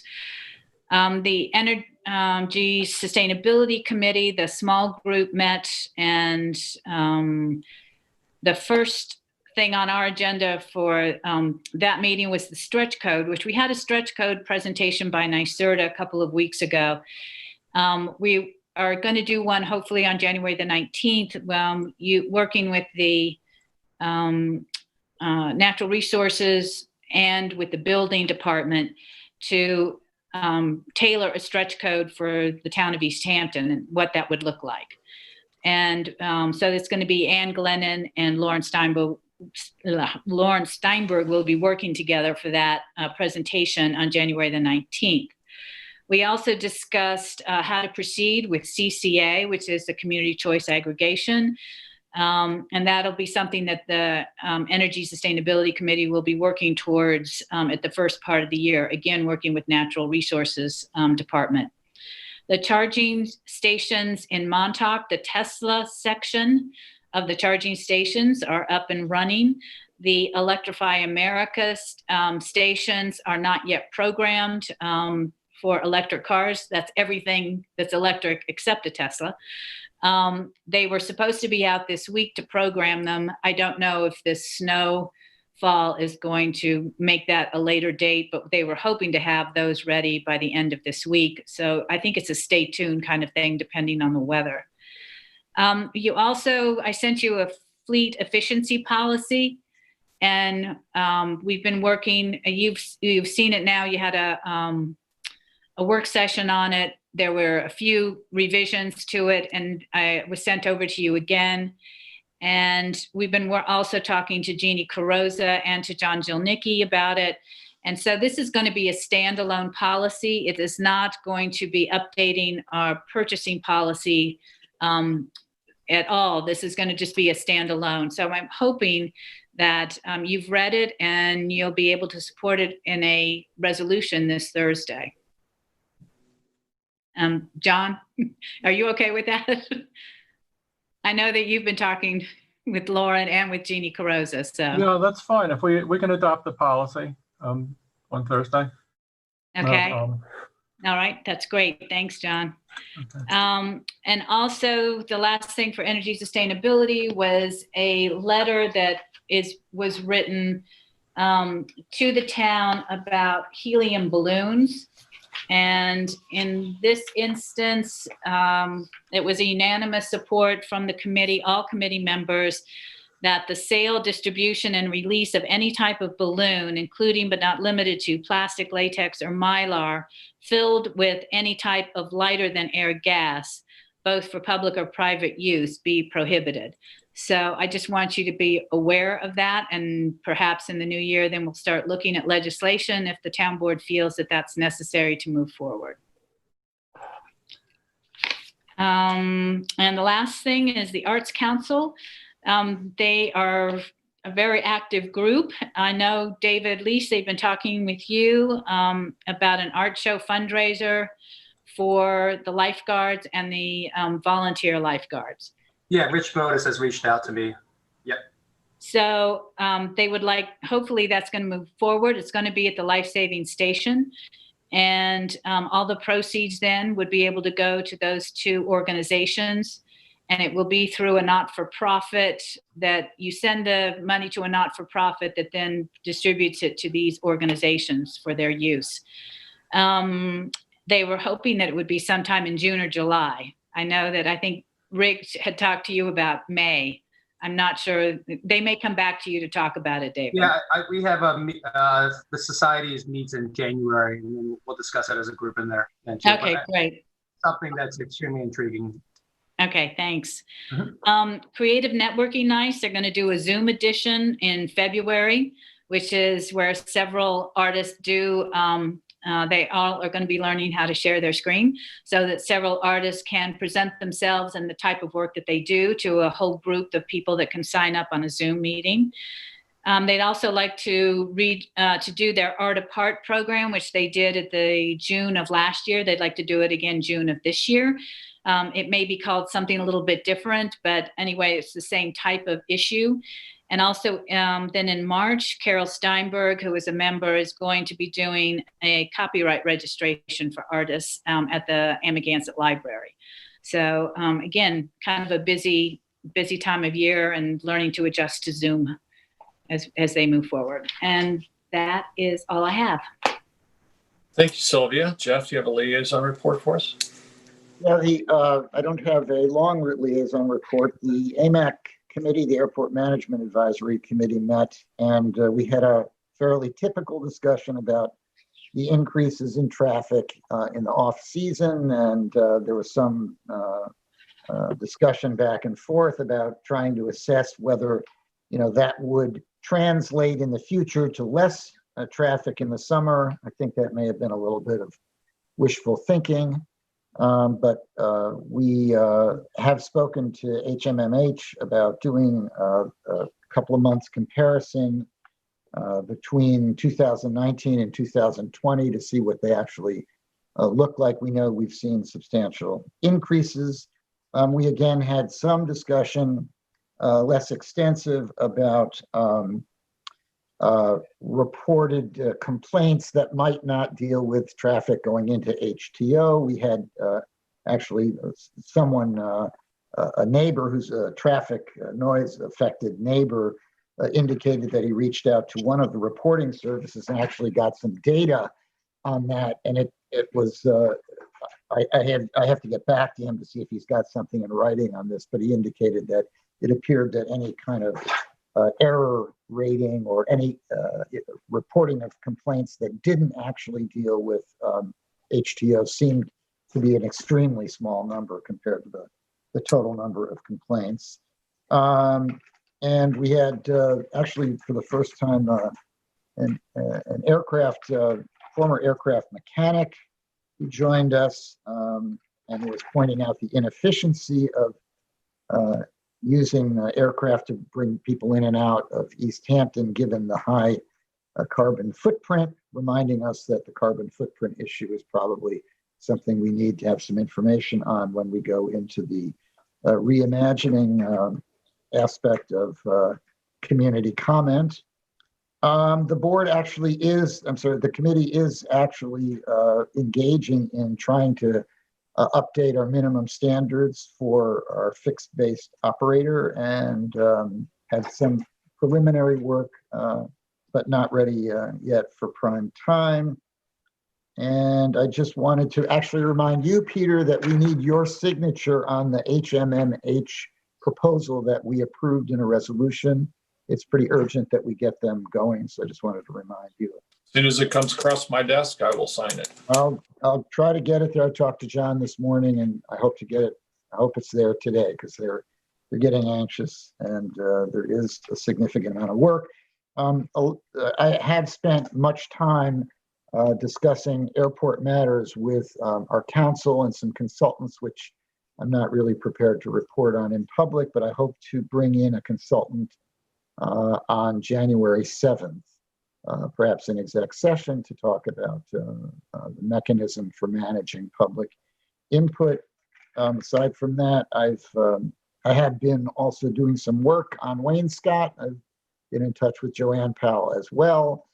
Got some preliminary documents on the Hamlet study plans, and reached out to independent counsel and had an extensive discussion with him about some of the cautions and pitfalls of how to proceed with rezoning in Wainscott. The fact that we have a pending, somewhat controversial application in front of the planning board is, I think, something that we need to be aware of. There are some cautionary steps that we could take to avoid.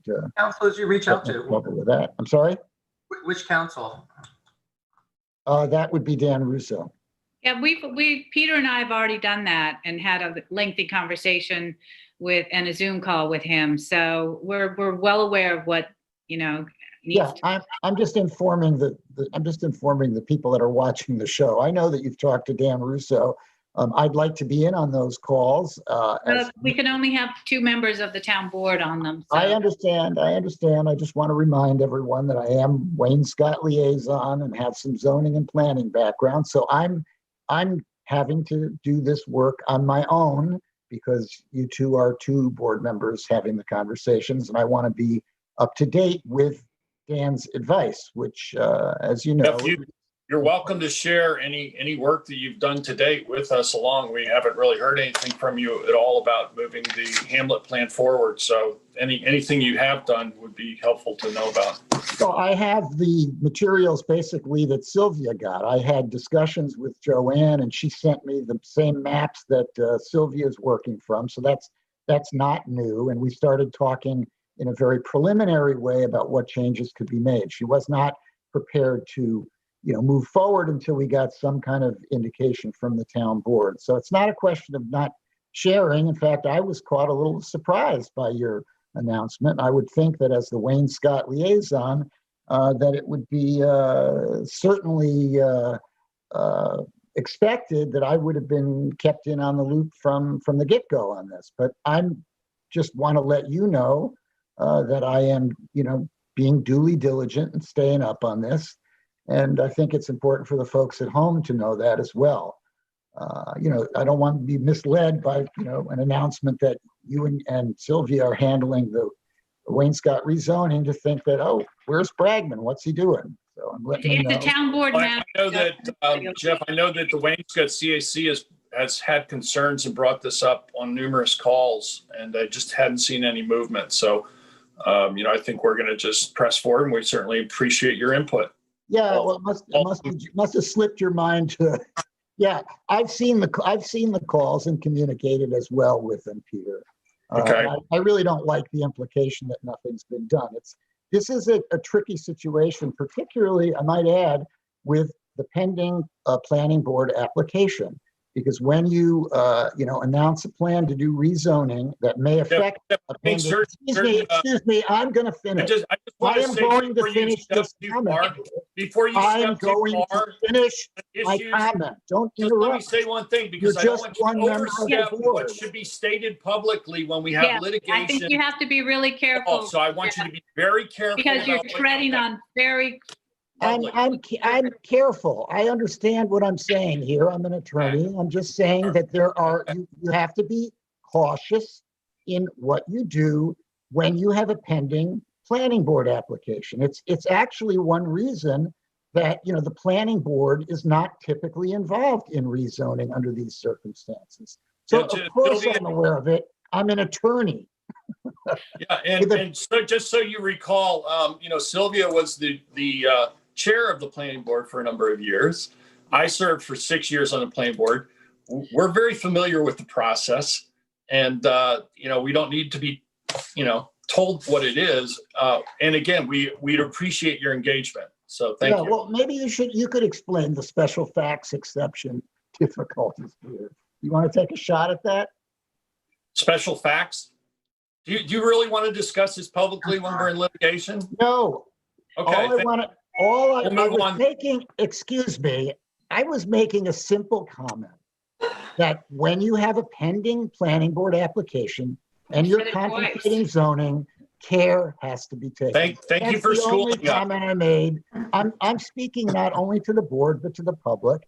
And I'm explaining that I've been working on this and in communication with your lawyers, with the head of the planning department, and with the assistant town attorney working on the case. That's all I'm saying, Peter. It's really not anything to get excited. Thank you. I just, if you're involved with that, keeping the rest of the board apprised as to your efforts is helpful. And absent that, you could see why we might move forward without. So. Well, Peter, we can talk about how cooperative a team we have in both directions on projects that I'm in charge of. That's probably worth having a discussion later, but not at the moment. I'm merely trying to tell the folks who are listening to this report that some of the activities that I do involve work with attorneys and consultants that I can't really fully talk about now. I'm quite aware of that. Some of them are on the airport. The airport remains an area that requires a lot of input, and I'm hoping to have something on the 7th, and looking forward to getting that signature from you on the HMMH proposal. Again, as soon as it comes across my desk, I'll be happy to sign it. Normally it would have been released by now. I also was in contact with the high school principal, had a nice chat with him about putting some artwork in the airport terminal, and we're going to move forward on that and see if he can get a procedure together so that we can figure out which kids might have art that would brighten up that place and remind people about the beautiful natural world that we live in here in East Hampton. That's about all I have right now, since I only had one meeting of one of my liaison committees. Thank you, Jeff. Kathy touched on the New York State Comptroller's review of the pension investments and the move away from fossil fuels. This is something that will, I think also the reinvestment in renewables is critical as part of this transition. And with regard to moving towards renewables, yesterday we released a press release talking about and making accessible to the public the documents that we've been in negotiation with Ørsted Eversource regarding both the host community agreement and the access easement between the town and Ørsted.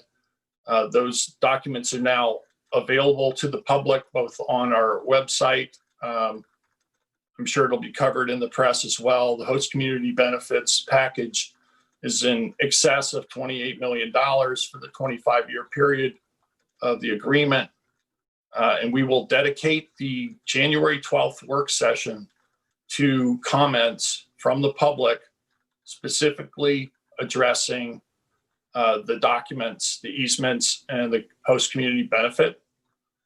We'd like you to keep your comments just to those specific documents to let us know what you think about them.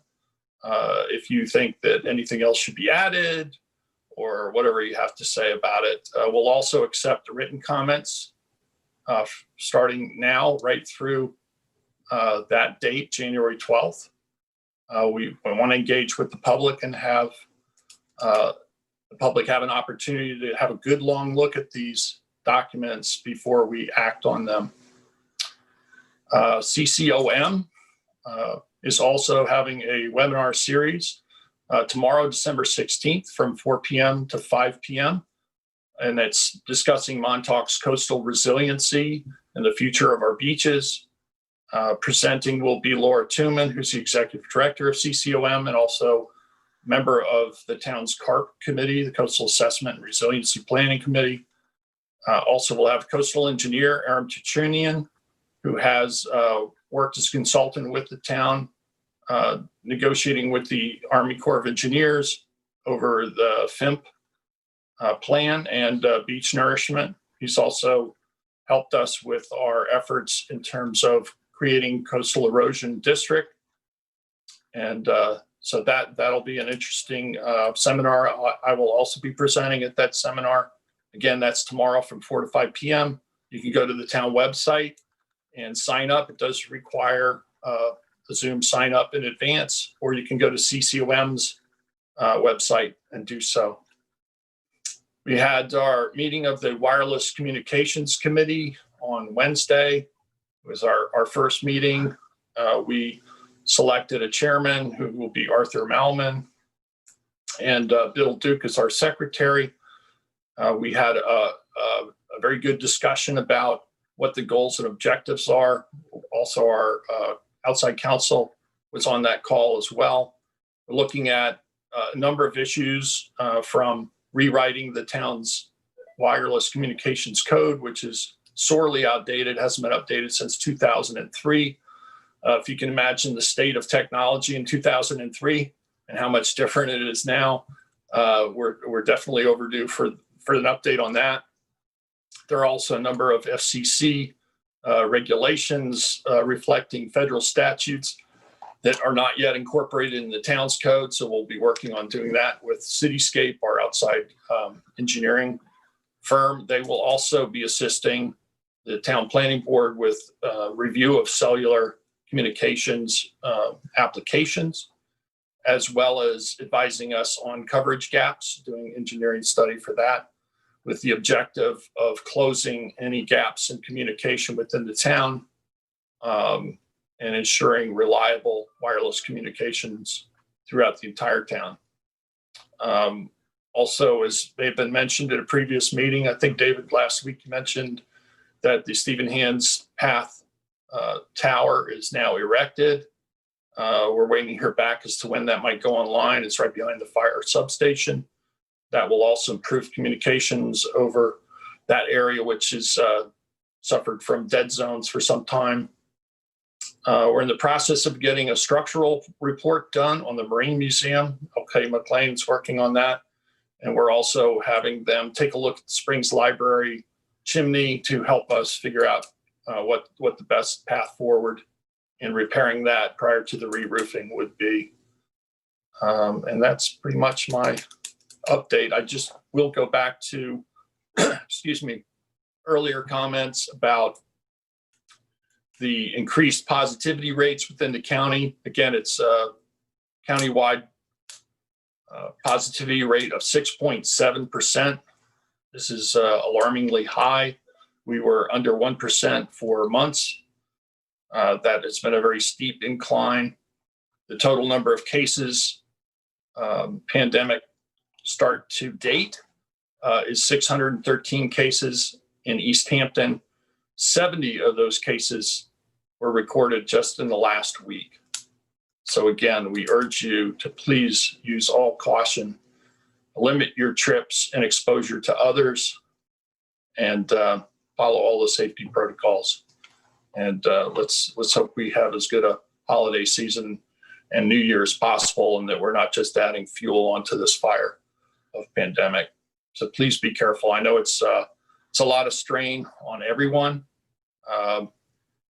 We all are under a lot of pressure, not being able to see loved ones, economic issues, and I would just urge people to reach out to each other, call your friends, see how they're doing, and we'll get through this. Peter, can I make one last report? Absolutely. It's regarding the tax receiver and tax bills. I realized after I collected the information, I was the liaison under the incident command structure, but I noticed that Jeff hadn't given an update. So I figured, let me just jump in. Tax bills go out tomorrow, December 16th, for first half payments. There are 5 ways that you can make your tax payment during, under the COVID and the pandemic. They're, just so everyone knows, they're due to the town by Monday, January 11th. And by law, the town cannot accept any payments after that date. So here are the 5 options. 1, you can pay by mail with a check. Use the enclosed envelope addressed to a Hauppauge address and mail it via the post office. And again, it must be postmarked by January 11th. Option 2, pay online. Go onto the town's website and you can click on online payments. You can pay by credit card, but please note there are additional fees, or you can pay by e-check, which I think costs $1 if I'm not mistaken. Third option is you can pay by phone with a check or credit card. You can call the town's office of the tax receiver at 631-324-2770. Fourth option, pay by drop-off with a check. So you can drop off in the mail slot at the town's office of the tax receiver, 300 Panago Road. That's the third left, behind Goldberg's, and Suite 106. And you'll put it in the slot and a receipt will be mailed to you. Or if you enclose your email address, the tax receiver's office will email you a receipt.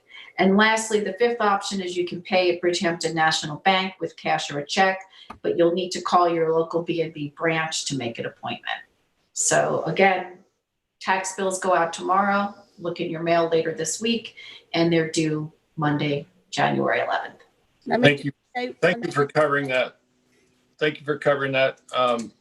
Kathy, Carol, did you want to say something? I do. Kathy, you said that we can't legally accept after January 11th. We postmarked. That's penalties will begin to occur after that. Right. And I believe they have to be sent to the, well, I guess that second half is sent directly to the county, but first half you can still That will be after June. Still send to the town.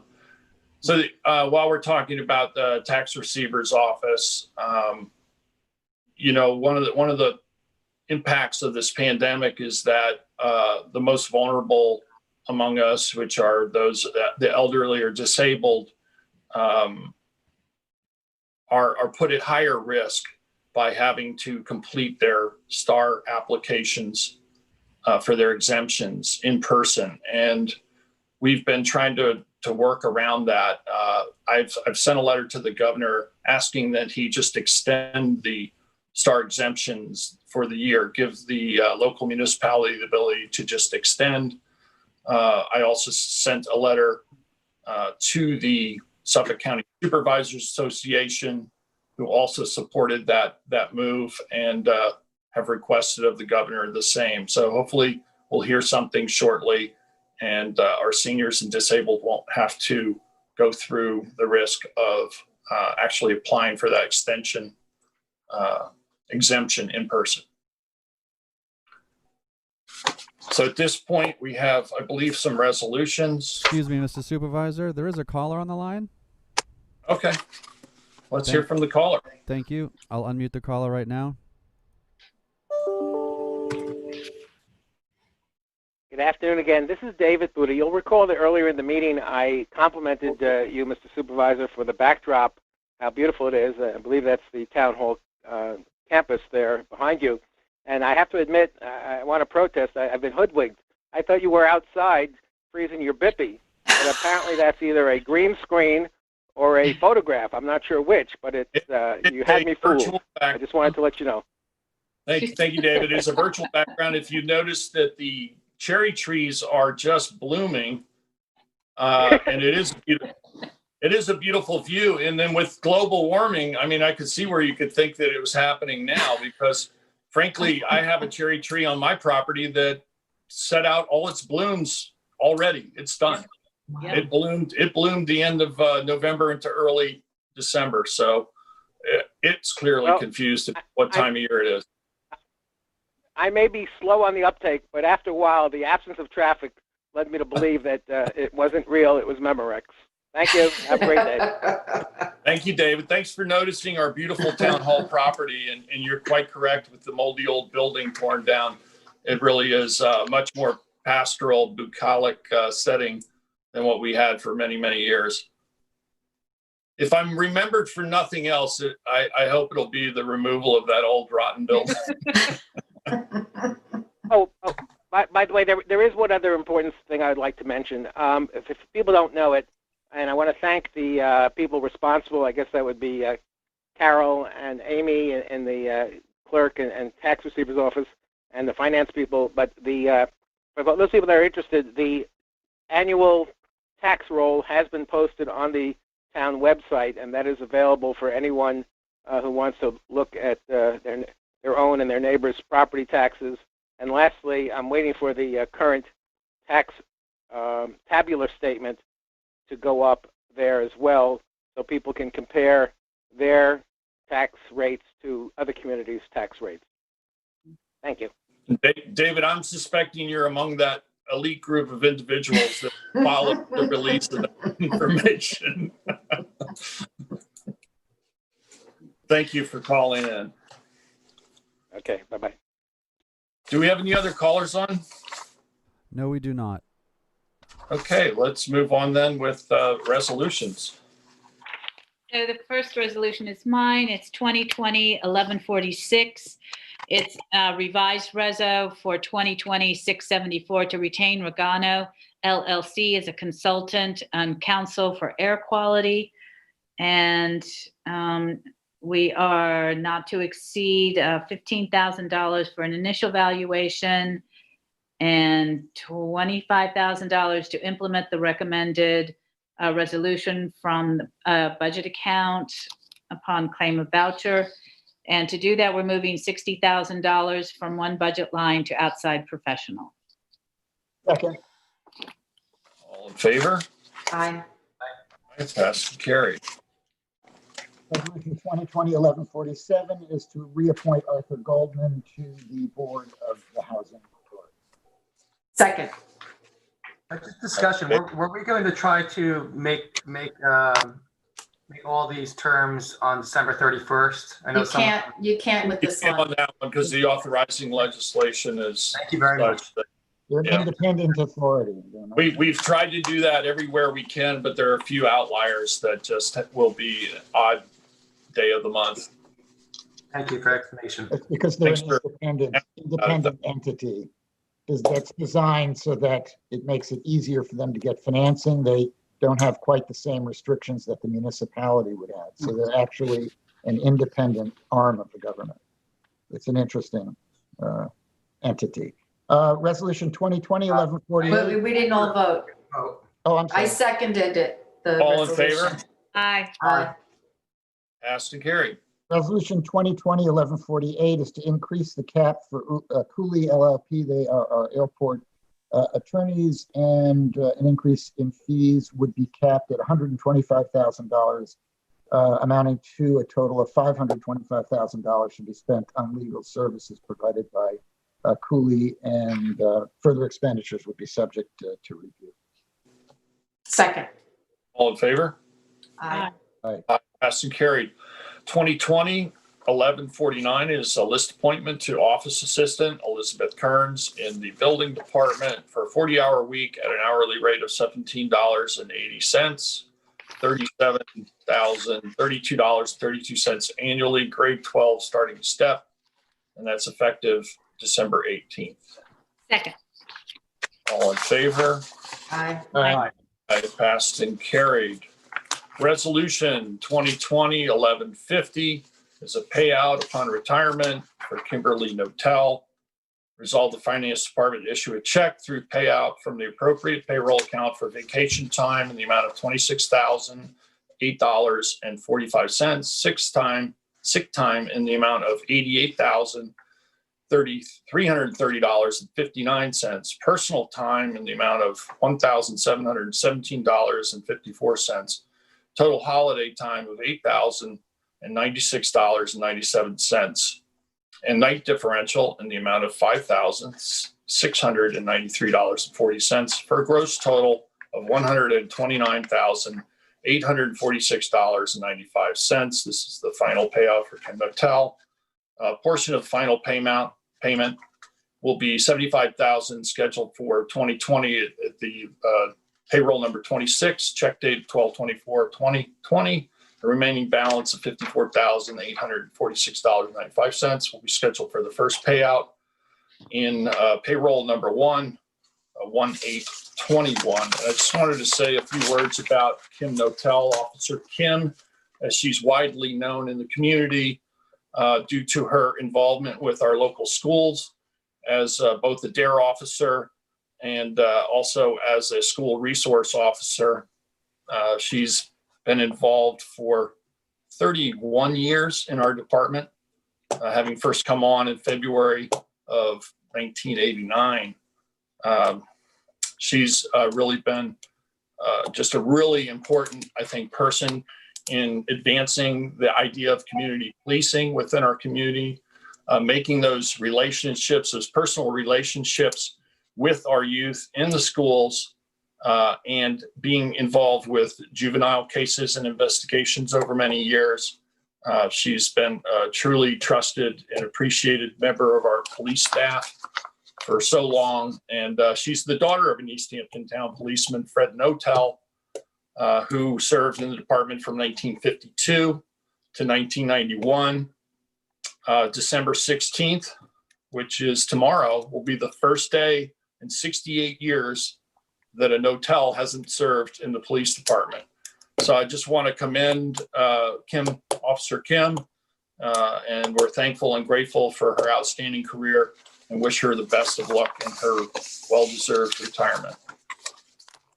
Thank you. Yeah, I agree. My kids knew her and in the DARE program, and in the school system, she was there at the school. So, Officer Kim, we're going to miss you. Did we get a second? Did we get a second? A second and second. All in favor? Aye. Aye. That's carried. Anyone else have something to say about that? I'm sorry to cut you off, but we really appreciate her dedication to the community all these many years. And that brings us up to the final word, which is we have an executive session. We have an exec session. It is now 1:08. When would you like to have the exec session begin? Shall we plan on 2:00? Great. Okay. And that's for contracts, CPF. You keep going. personnel, contract, and litigation. Contract, CPF, personnel, and litigation. Do I have a second? Second. All in favor? Aye. Passed and carried. Stay safe, everyone. We look forward to seeing you in the new year. We don't see you before. Well, right, we have But we one have more, a meeting. one more meeting for 2020. But if we don't see you, Yeah. I know I'll see you guys. That's for the Take public. care, everybody. All right. Be well. Stay safe. Thank you. Thanks. Shortly.